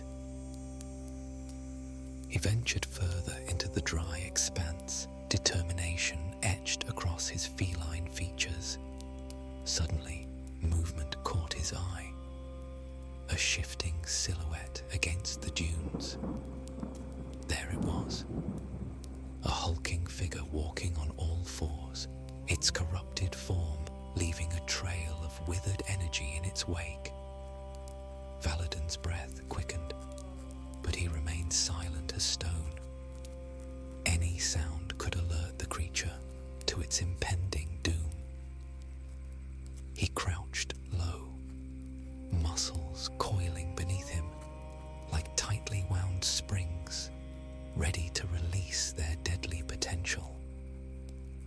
Dark energy danced at his fingertips as he summoned more shadows to conceal himself, the air around him cooling as the lunar essence responded to his call. His silver eyes narrowed to predatory slits, tracking every labored movement of his quarry with the patience of a born hunter. The vileborn had no idea it was being hunted by one who understood its darkness all too well.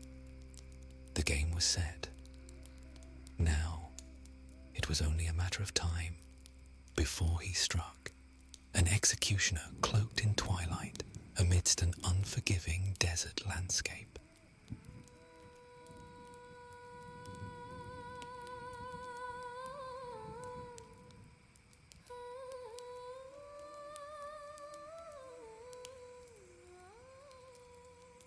Valadin's senses sharpened as he approached the mouth of a hidden cave concealed within one of the many sandy dunes.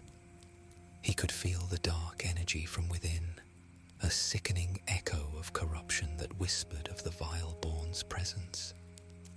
He stepped inside, shadows enveloping him like a second skin. The air grew thick and musty, laden with decay and the scent of death. Faint sounds reached his ears, growls and gnawing that reverberated through the cave's damp walls. He crept further into the darkness, moving with calculated stealth. Then he spotted it, a hulking mass feasting on what remained of a corpse, flesh torn and devoured with an insatiable hunger. The vileborn's body twisted grotesquely, merging rock and sinew into an abomination that seemed more bare than man. Its eyes glowed faintly with malice as it tore another piece from its meal. A terrified gasp broke through the din, drawing Valadin's gaze to a woman bound by shackles. Her luminous skin contrasted sharply against the rough stone that held her captive. Fear radiated from her wide eyes, a Luminara, bruised and disheveled. With determination coursing through him, Valadin positioned himself behind a jagged outcropping. The creature's back was turned, its attention consumed by its grisly feast. He steadied his breath, summoning moonblades that materialized in his grip with an emerald gleam. In one swift motion, he lunged from his hiding spot. "Die, beast!" he hissed, hurling one of his daggers at the monstrous figure. The blade struck true, embedding itself in the creature's shoulder with a resounding thud that echoed through the darkened landscape. The vileborn let out an anguished roar as it swung around to confront this unexpected adversary. adversary, blood oozing from its rocky flesh. "Vile guard!" the beast bellowed, its voice a guttural growl that revealed the remnants of a once human tongue, now pushing the limits of its vocabulary. The air trembled with its rage as the creature removed the blade with its large maw. Valadin sprang into action, weaving between shadows with each strike of his ethereal blades. The sedimentary beast charged toward him, its massive form barreling through the terrain like a tempest.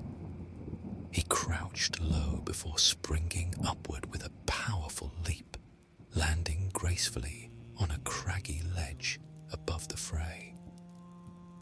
"Luminara, guide my hand," he murmured, summoning dark energy that coursed through his crystalline flesh.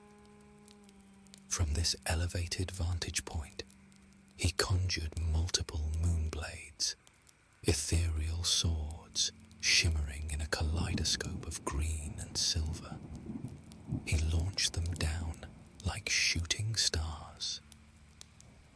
"Time for your corrupted essence to return to the harmonic resonance," he humbly announced, "so that it may be purified and received by someone more worthy." The celestial swords pierced through hardened flesh once more. Each strike resonated with energy until finally the creature collapsed in a heap of twisted stone and flesh. Valadin turned his attention to the woman. He rushed over to her side, concern etched across his features as he knelt beside her. "Are you hurt?"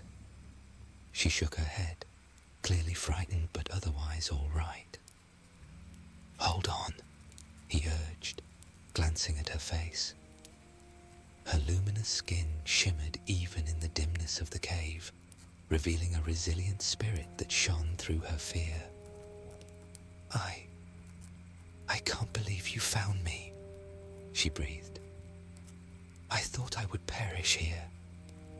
"It's okay. My name is Valadin. I'm here to help," he replied, returning his focus to the shackles. "What happened?" "My name is Kira. I live in a nearby village, Idaru, just south of here. It was attacked by strange creatures," she recounted, voice steadying despite her situation. "I was separated from my family during the chaos and captured by that thing. It dragged me and another villager here." Tears welled in her eyes as she gestured to what remained of the poor man. A pang of sympathy struck Valadin. With renewed determination, he summoned a moonblade. "I'll get you out of here," he promised. The weapon cut through the shackles like bramble butter. She blinked in disbelief, staring at her wrists before meeting his gaze. "Thank you," she whispered. Before they could dwell on their newfound relief, distant growls echoed from deeper within the cavern, interrupting their moment of triumph. Kira gasped. "The Vileborn's corrupted minions are approaching." "That's our cue to leave," he instructed firmly, pulling her to her feet and guiding her out of the cave.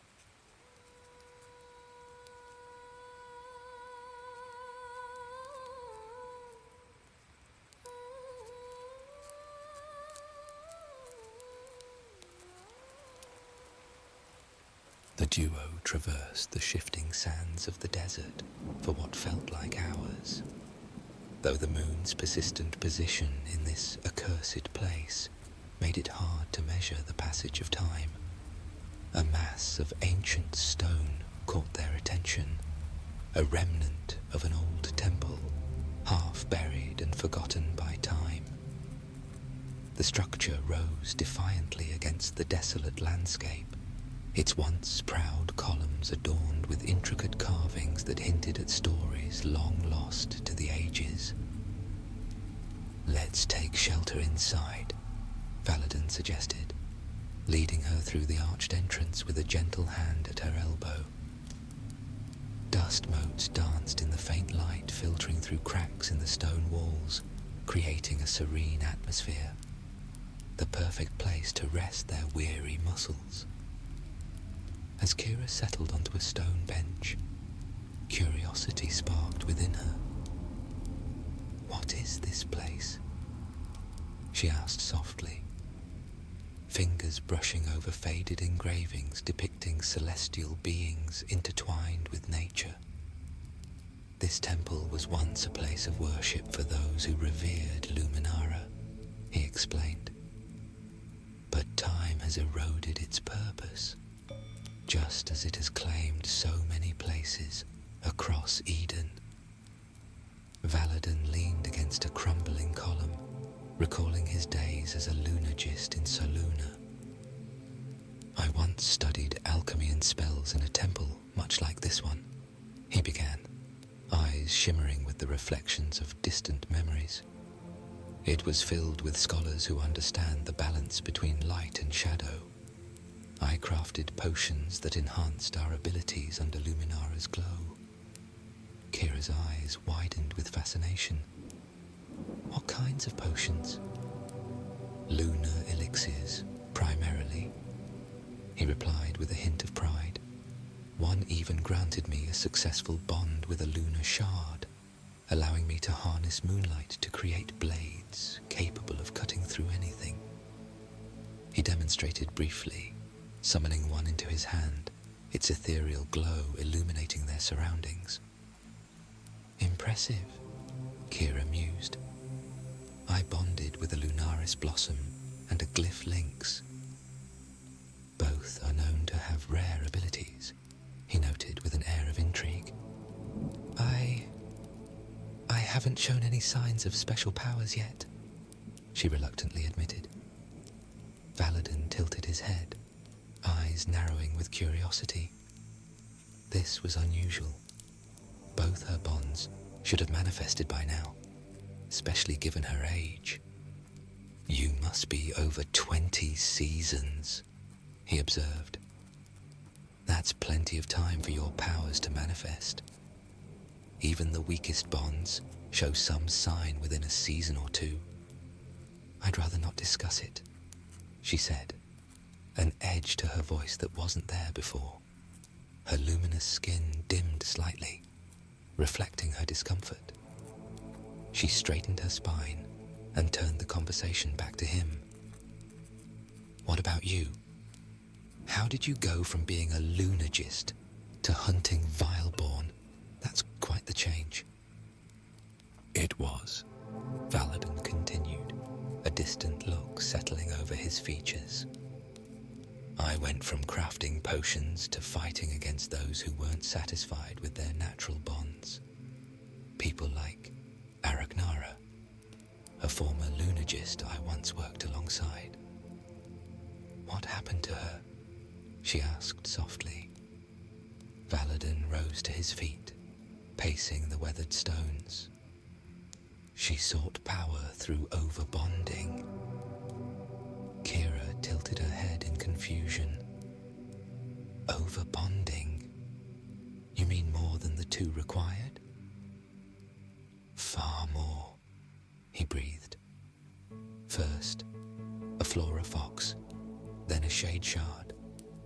But she didn't stop." He began counting off on his fingers. Lunar lynx, starlace vines, shadow owl. Each new bond made her stronger, but what? Valadin turned to face her, his silver eyes glowing in the darkness. With each bond, she lost a piece of herself. Her humanity slipped away, replaced by the instincts and nature of the creatures she bonded with. His voice grew quiet as he continued. Her last bond, the one that pushed her over the edge, was with a giant arboreal spider. He knelt knelt beside a crumbling column, running his fingers over ancient carvings. The transformation was grotesque. 8 limbs, multiple eyes, a body twisted between woman and monster. Silence stretched between them, broken only by the distant whisper of wind through the temple ruins. Anyways, Valadin cleared his throat, composing himself. After seeing someone I knew become a Vileborn, that's when I decided to hunt their kind. I'm sorry, Kira whispered. Is Araknara still out there? Yes. Valadin clenched his fist as he rose. Still feeding on the lives of innocents. She's at the top of my bounty list. And one day, I will end her madness. Tell me more about your travels, Kira urged, eager to shift to a more light-hearted topic. Later, he insisted. You should get some rest now. We'll need to leave soon.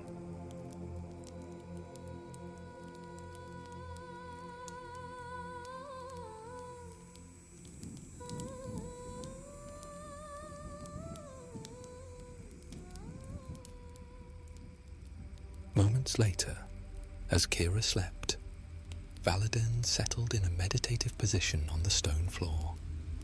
He closed his eyes, trying to find solace within the serene atmosphere.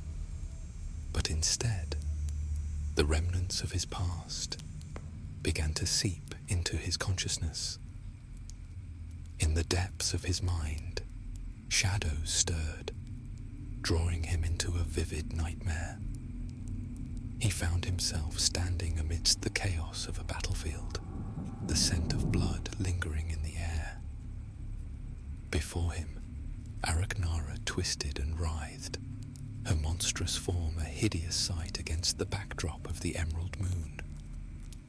Memories flooded back, his fellow Vileguard fighting valiantly, but their faces twisted in anguish as they were struck down one by one. He watched helplessly as one comrade, Lysandra, a fierce warrior with silver hair, faced Araknara's wrath. "Fight! We can't let her win!" she shouted, rushing into the din of battle. In a moment of pure horror, he witnessed Araknara's elongated limbs ensnare Lysandra, crushing her as the light faded from her eyes. "No!" he cried, the echo of his agony reverberating in the void around him. Suddenly, the pressure of grief clamped down, snapping him back into reality. Valadin jolted awake, his heart pounding in his chest, as if trying to escape the weight of the memory. He felt Kira's hand on his arm, a warm anchor in the darkness. "What is it?" she asked, concern lacing her tone. He shook his head, dismissing the lingering shadows of the nightmare. "It's nothing," he replied, his voice steadier than he felt. "We need to move. I must return to my camp." Kira's brow furrowed. "But what happened?" "We'll talk later," he interjected, rising swiftly. "More Vileguard might still be there. It's the safest option and will bring us closer to your village." He motioned for Kira to follow him, leading the way back into the frigid night. The echoes of loss remained in the back of his mind, yet hope rekindled at the thought of reuniting with his comrades.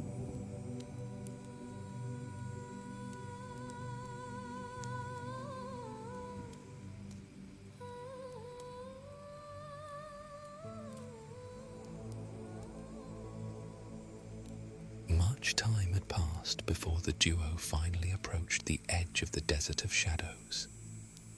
"Look," Kira pointed toward the horizon, where the first rays of Solara broke through the sky. The azure light beckoned them forward, guiding them away from the inky sands toward a dense forest. Enormous trees towered above them, their canopies filtering the sapphire sunlight into dappled patterns across the forest floor. Valadin remained vigilant, his enhanced senses alert to the subtle shifts in their environment. Something wasn't right.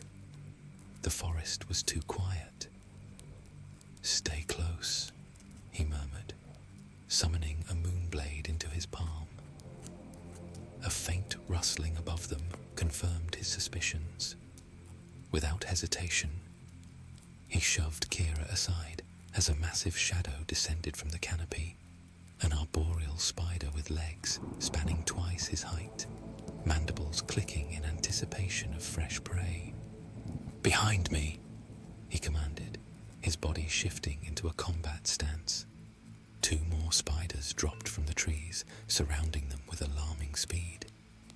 Their vegetative bodies gleamed with an unnatural iridescence that spoke of corruption, not quite vileborn, but touched by something sinister. Valadin conjured a second moonblade and leapt toward the first spider. His movements were a blur as he sliced through one of its legs, ducking beneath its massive body and driving both blades upward into its abdomen. The creature shrieked, a sound like breaking glass, before collapsing. The second spider lunged. He rolled sideways, summoning a veil of shadows that momentarily confused the beast. He used the distraction to spring upward, his moonblades carving twin arcs through the air before finding their mark in the creature's multiple eyes. It thrashed wildly before succumbing to the lethal wounds. A scream pierced the air. Valadin whirled to see the third spider had captured Kira, wrapping her struggling form in sticky webbing. "Valadin!" she cried out, terror evident in her voice. Before he could react, two arrows whistled past his head, striking the spider with unerring precision. The creature convulsed, then collapsed mere inches from Kira's bound form. "Need some help," came a familiar voice from the tree line. Two figures emerged from the shadows. The taller one, a woman with intricate vine markings across her face, lowered her bow with a smirk. "Talia Morden," he acknowledged, relief washing over him at the sight of his companions. "Your timing is impeccable." "Valadin," she breathed. "We feared something had happened when you didn't return from your last hunt." "I killed the Vileborn," he stated firmly, moving to release Kira from the webbing. "But it wasn't her."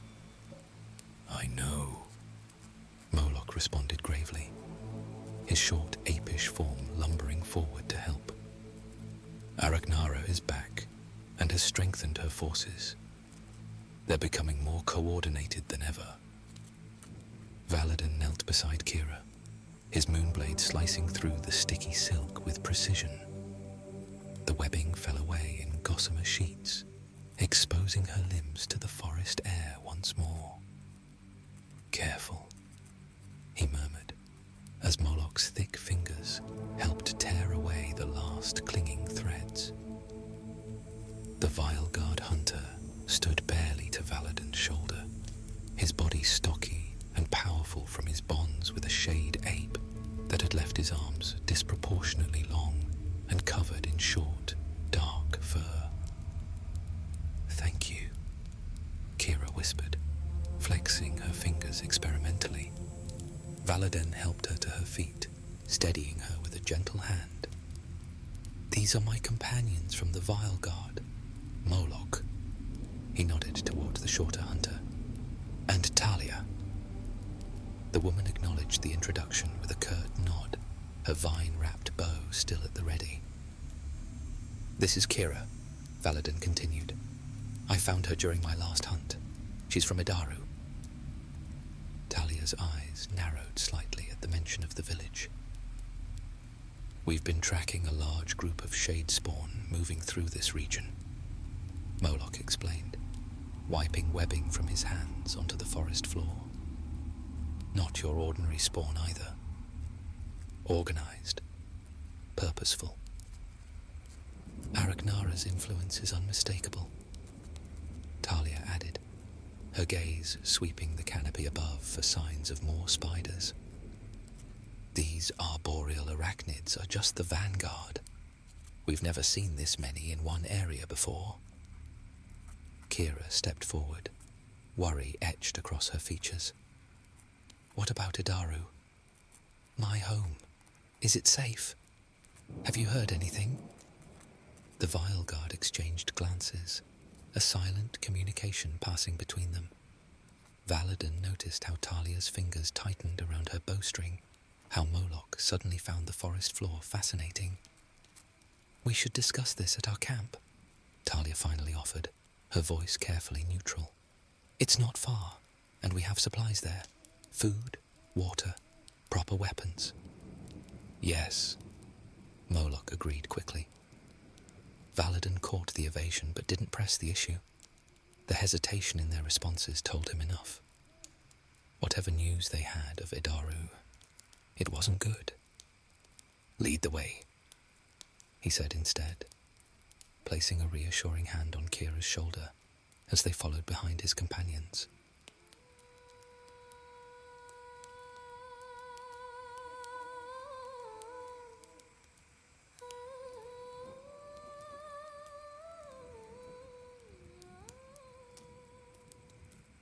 Valadin studied Kira's face as they walked through the forest.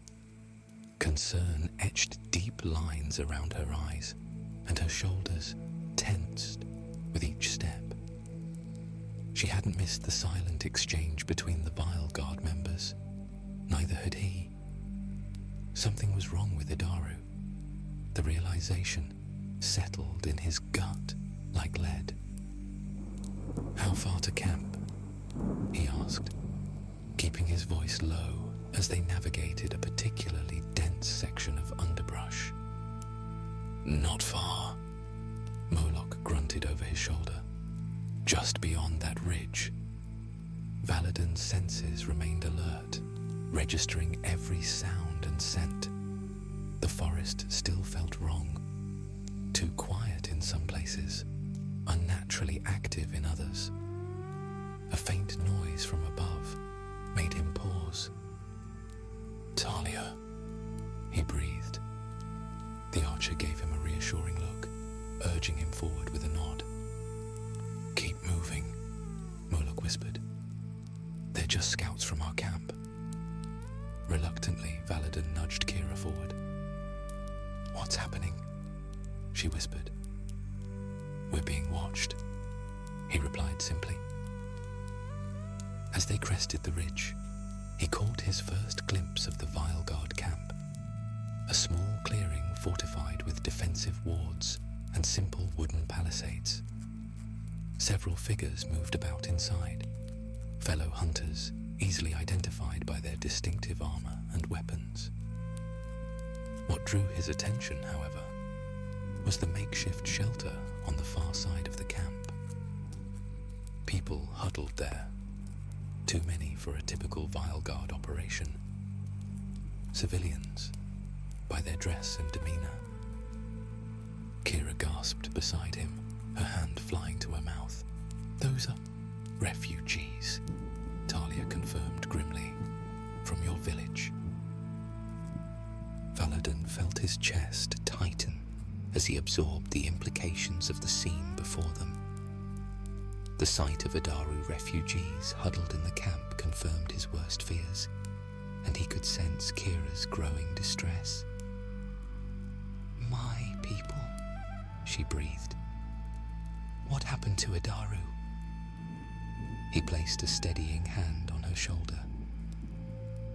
"Let's find out before jumping to conclusions." As they descended toward the camp, Valadin's enhanced senses catalogued every detail. The refugees appeared weary, but not wounded, suggesting evacuation rather than battle. The Vile Guard members moved with purpose, but not urgency, indicating the immediate threat had passed. Still, the air carried the unmistakable scent of fear, a collective anxiety that hung over the camp like a mist. The place hummed with subdued activity. Hunters sharpening weapons, refugees organizing supplies, healers tending to the wounded. Valadin. A voice called from across the enclosure. Calum Windrider, the commander of this Vile Guard contingent, approached with purposeful strides. His avian features were drawn tight with concern. "We thought you lost after that last hunt." "One of these days, but not yet," Valadin replied, clasping the man's feathered forearm in greeting. "Found something unexpected instead." He nodded toward Kira, who was already moving through the crowd of refugees. Calum followed his gaze, understanding darkening his expression. "She's from Adaru then. Poor timing." "What happened?" Valadin demanded. "Aragnara," he replied grimly. "She didn't attack directly. She's too cunning for that. Her spawn raided the village 3 nights ago." Calum's golden eyes narrowed. "These aren't random attacks anymore. The Vileborn and Shadespawn are coordinating, taking over more territory than just the Shadow Vale." A commotion caught both their attention. Valadin watched as Kira pushed through the crowd of refugees, her movements growing increasingly frantic as she scanned face after face. "Mika?" she called out, reaching for an older woman who turned with a start. The woman shook her head sadly before continuing to distribute water to children huddled nearby. Kira's shoulders slumped momentarily before she pressed on. Her hands trembled as she touched shoulders, called out names, her voice growing more desperate with each unrecognized face. "Mother, father," she called, standing on her toes to see over the crowd. "Mika, Tegan." A hollow feeling settled in Valadin's chest as he observed her. He'd seen this scene play out countless times since joining the Vile Guard. The desperate search, the dawning realization, the inevitable collapse of hope. Then a voice called out, "Kira, by Solara's light, is that you?" A young woman with lupine features rose from beside a cooking fire, disbelief written across her furred face. Kira rushed forward, embracing her friend with such force that she nearly toppled over. "Lyria, you're alive." Kira pulled back, gripping the woman's shoulders. "My family, have you seen them?" Valadin moved closer, noticing how Lyria's expression shifted, the way her eyes darted away before meeting Kira's again.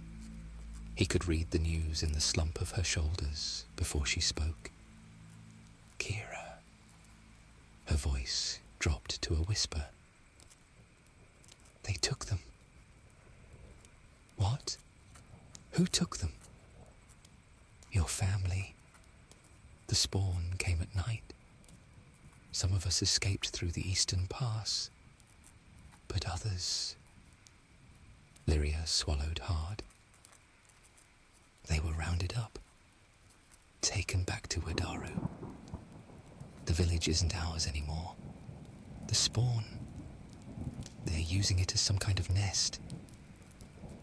Valadin watched as the color drained from Kira's face, her body swaying slightly as the news hit her like a physical blow.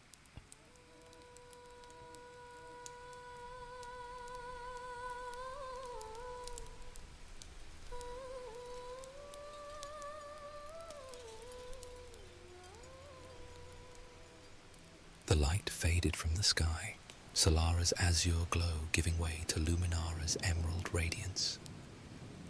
The shift filled Valadan with strength, a Luminaran enhanced by the moon. Around the camp, refugees had settled into uneasy slumber, their frightened whispers gradually replaced by the steady rhythm of sleep. In the command tent, he spread a worn map across the makeshift table, its edges curling from frequent handling. Talia stood opposite him, her fingers tracing possible routes to Ederu, while Moloch methodically inspected their weapons, occasionally testing an edge against his thumb. "The main roads are certainly watched," Talia murmured, tapping a winding path that connected their position to the village. "Araknara's minions will have sentries posted at every obvious approach." Valadan nodded, his silver eyes reflecting the lamplight. "We'll need to move through the whistling ravine instead." He traced an alternative path with his finger. "It's longer, but the winds there will mask our scent and sounds. The ravine narrows here." Moloch grunted, pointing with a short, thick finger. "Perfect spot for an ambush. Which is why we'll climb the eastern ridge instead," Valadan countered. "We can observe the village from there before making our approach." Kira sat slightly apart from them, her fingers nervously tracing patterns on her cup. Valadan had been acutely aware of her presence since they'd entered the tent. The tension in her shoulders, the slight tremor in her hands. "What if we're too late?" she whispered. "What if everyone is—" Valadan moved to her side, kneeling to meet her gaze. "Listen to me, Kira. Fear is natural, but it can't be what drives you. Channel it instead. Let it sharpen your senses and awaken your abilities." He placed a hand on her shoulder. "Your family needs you strong, not fearful." Kira straightened. "You're right," she nodded, her voice steadying. Valadan felt a surge of pride at her resolve. The fire within her flickered to life. He turned to Talia and Moloch, his expression serious. "All right," he began. "Let's move out." They exchanged knowing glances, a silent pact forged in shared purpose. Tonight, they would reclaim what had been lost and confront whatever horrors awaited them in Adaru.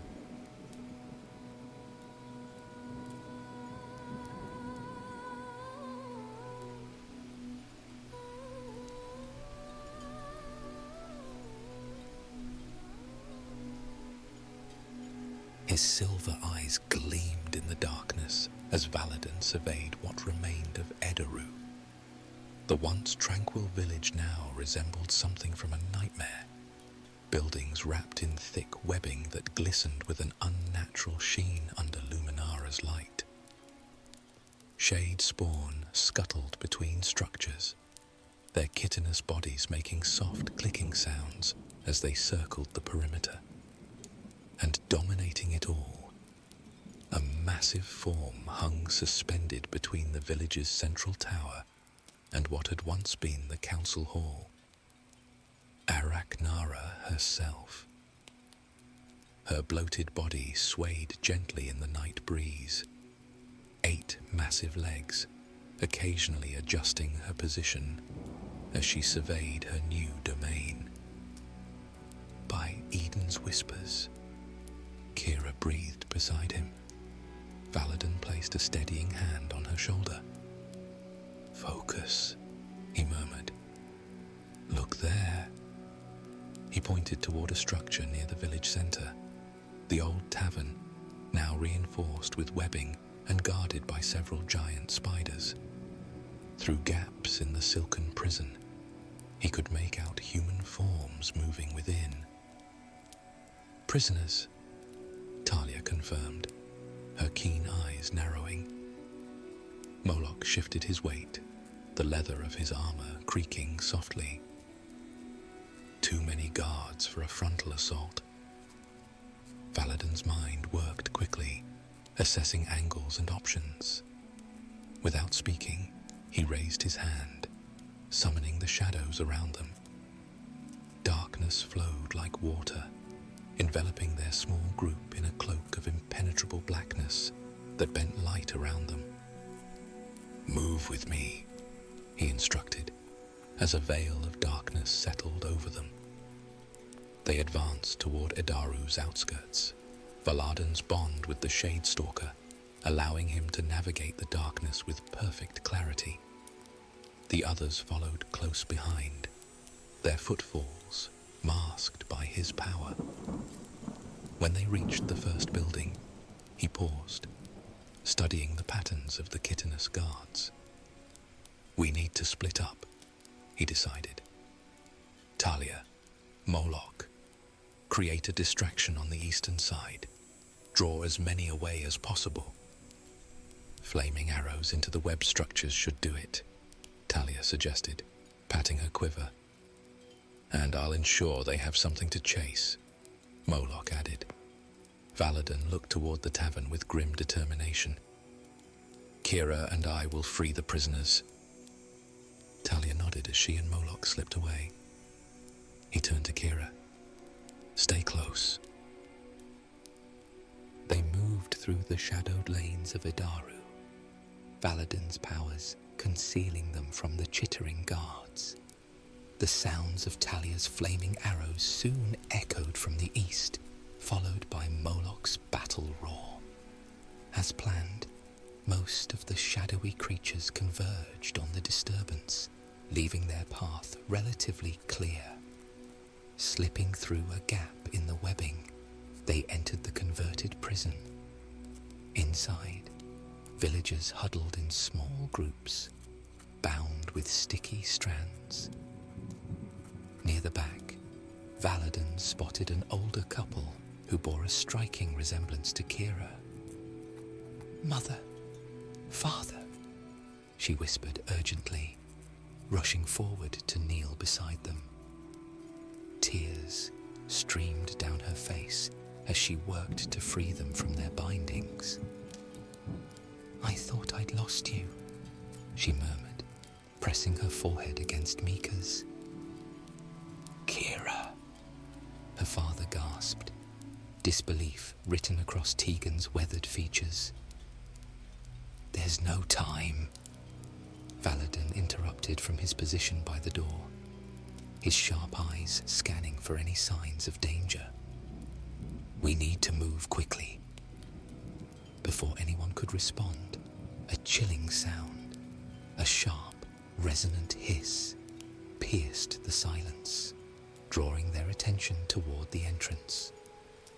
The shadows at the threshold seemed to writhe, and Valadin's heart raced, every instinct screaming that they were not alone. He tightened his grip on the hilt of his moonblade. "Get ready," he whispered, voice taut with tension. The weight of the impending confrontation hovered over them, leaving them on the brink of action as the darkness coiled closer, promising chaos.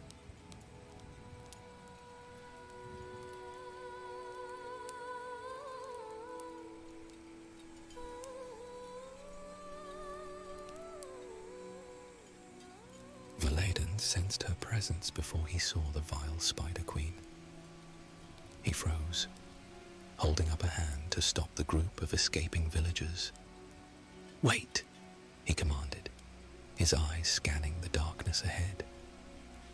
The village square lay before them, bathed in Luminara's emerald light. The abandoned structures glistened with silver webbing that caught the moonlight like dew. Suddenly, she descended, 8 massive limbs unfolding from the shadows above, lowering a grotesque form that was both woman and monster. Aragnara's upper body retained a haunting feminine beauty, marred by the mandibles that stretched over her mouth and her multiple eyes that gleamed like polished obsidian. Below her waist stretched the bloated abdomen of a massive spider, supported by legs that clicked rhythmically against stone as she blocked their escape route. "Valadin, my old friend," she purred, her voice musical yet discordant. "The lunagist who hunts me out of jealousy." He pushed Kira behind him, summoning his moonblades. The ethereal weapons materialized in his hands, catching Luminara's light. "I hunt only those who've lost their humanity," he sternly replied. She laughed, the sound echoing unnaturally through the square. "Lost? No, I've transcended humanity, and you've walked right into my web." Her legs tapped a pattern against the stones. "Did you think I wouldn't notice your little diversion? That I couldn't sense your shadow magic the moment you entered my domain?" From the darkened alleyways around them came soft, chittering sounds as dozens of verdant spiders and shade spawn emerged, their eyes glowing with malice. "You always did underestimate me," she continued, her voice taking on a personal edge. "Even back when we trained together in the Lunagist Enclave. Always so confident, so righteous. I'll enjoy watching you die." The village square erupted into chaos as the first wave of arboreal spiders rushed forward. Valadin's blades became blurs of light as he intercepted them, each strike severing limbs and puncturing carapaces. Behind him, Kira's parents had found discarded tools, a scythe and a heavy cooking pan, and fought with the desperate strength of those protecting their loved ones. Moloch roared as he charged into the fray, his massive form creating a barrier between the villagers and the approaching horde. His blade cleaved through both spawn and spider with each swing, but for each one he felled. 3 more took their place. "Get them to the northern exit," Valadin called to Talia, who was picking off spawn with precise arrow shots from her elevated position. A massive spider lunged at Kira's mother. Without hesitation, Tegan threw himself forward, driving his scythe into the creature's face even as its mandibles clamped around his midsection. His agonized cry cut through the battle's clamor. "Father!" Kira screamed, rushing toward him. Moloch intercepted another shade spawn headed for Kira, but in doing so, left himself exposed. 3 smaller spiders leapt upon his back, their fangs piercing the gaps in his armor. He stumbled, falling to one knee, yet continued to swing his blade in wide protective arcs around Kira's family. "Go," he urged, his face contorted with pain. "I'll hold them off."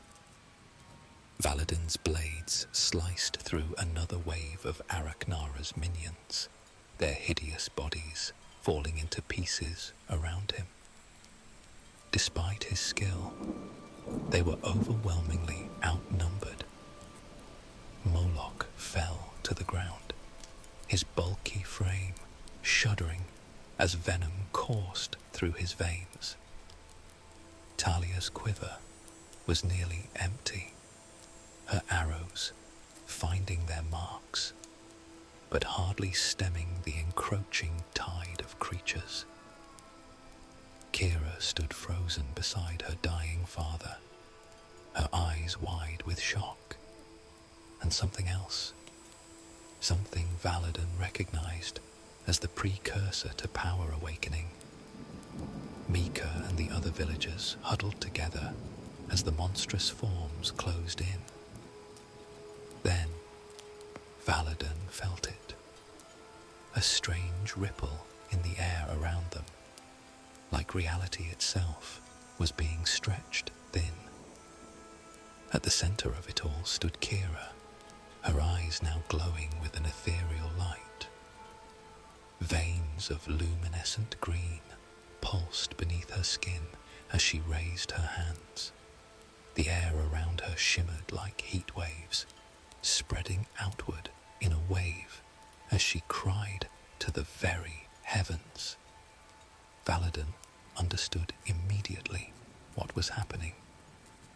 A time distortion, one of the rarest abilities among Luminarans. She was slowing time for their enemies while allowing their allies time to escape. "Everyone to the northern path," he commanded, taking advantage of the spider's sluggish movements to dispatch 3 with a single sweep of his moonblades. The villagers pushed forward, skirting around the glacial flow of creatures. Valadin positioned himself at the rear, his blades becoming silver blurs as he cut down approaching threats with newfound ease. "Hurry!" Kira gasped, sweat beading on her forehead as she maintained the distortion field. The emerald veins beneath her skin pulsed more rapidly now, her body trembling with exertion. They passed through the village gates, the sounds of Arachnara's furious screeching echoing behind them. As they reached the cover of the forest, Kira stumbled, the glow fading from her eyes as she collapsed. Valadin caught her before she hit the ground, lifting her into his arms without breaking stride, as they barely managed to escape.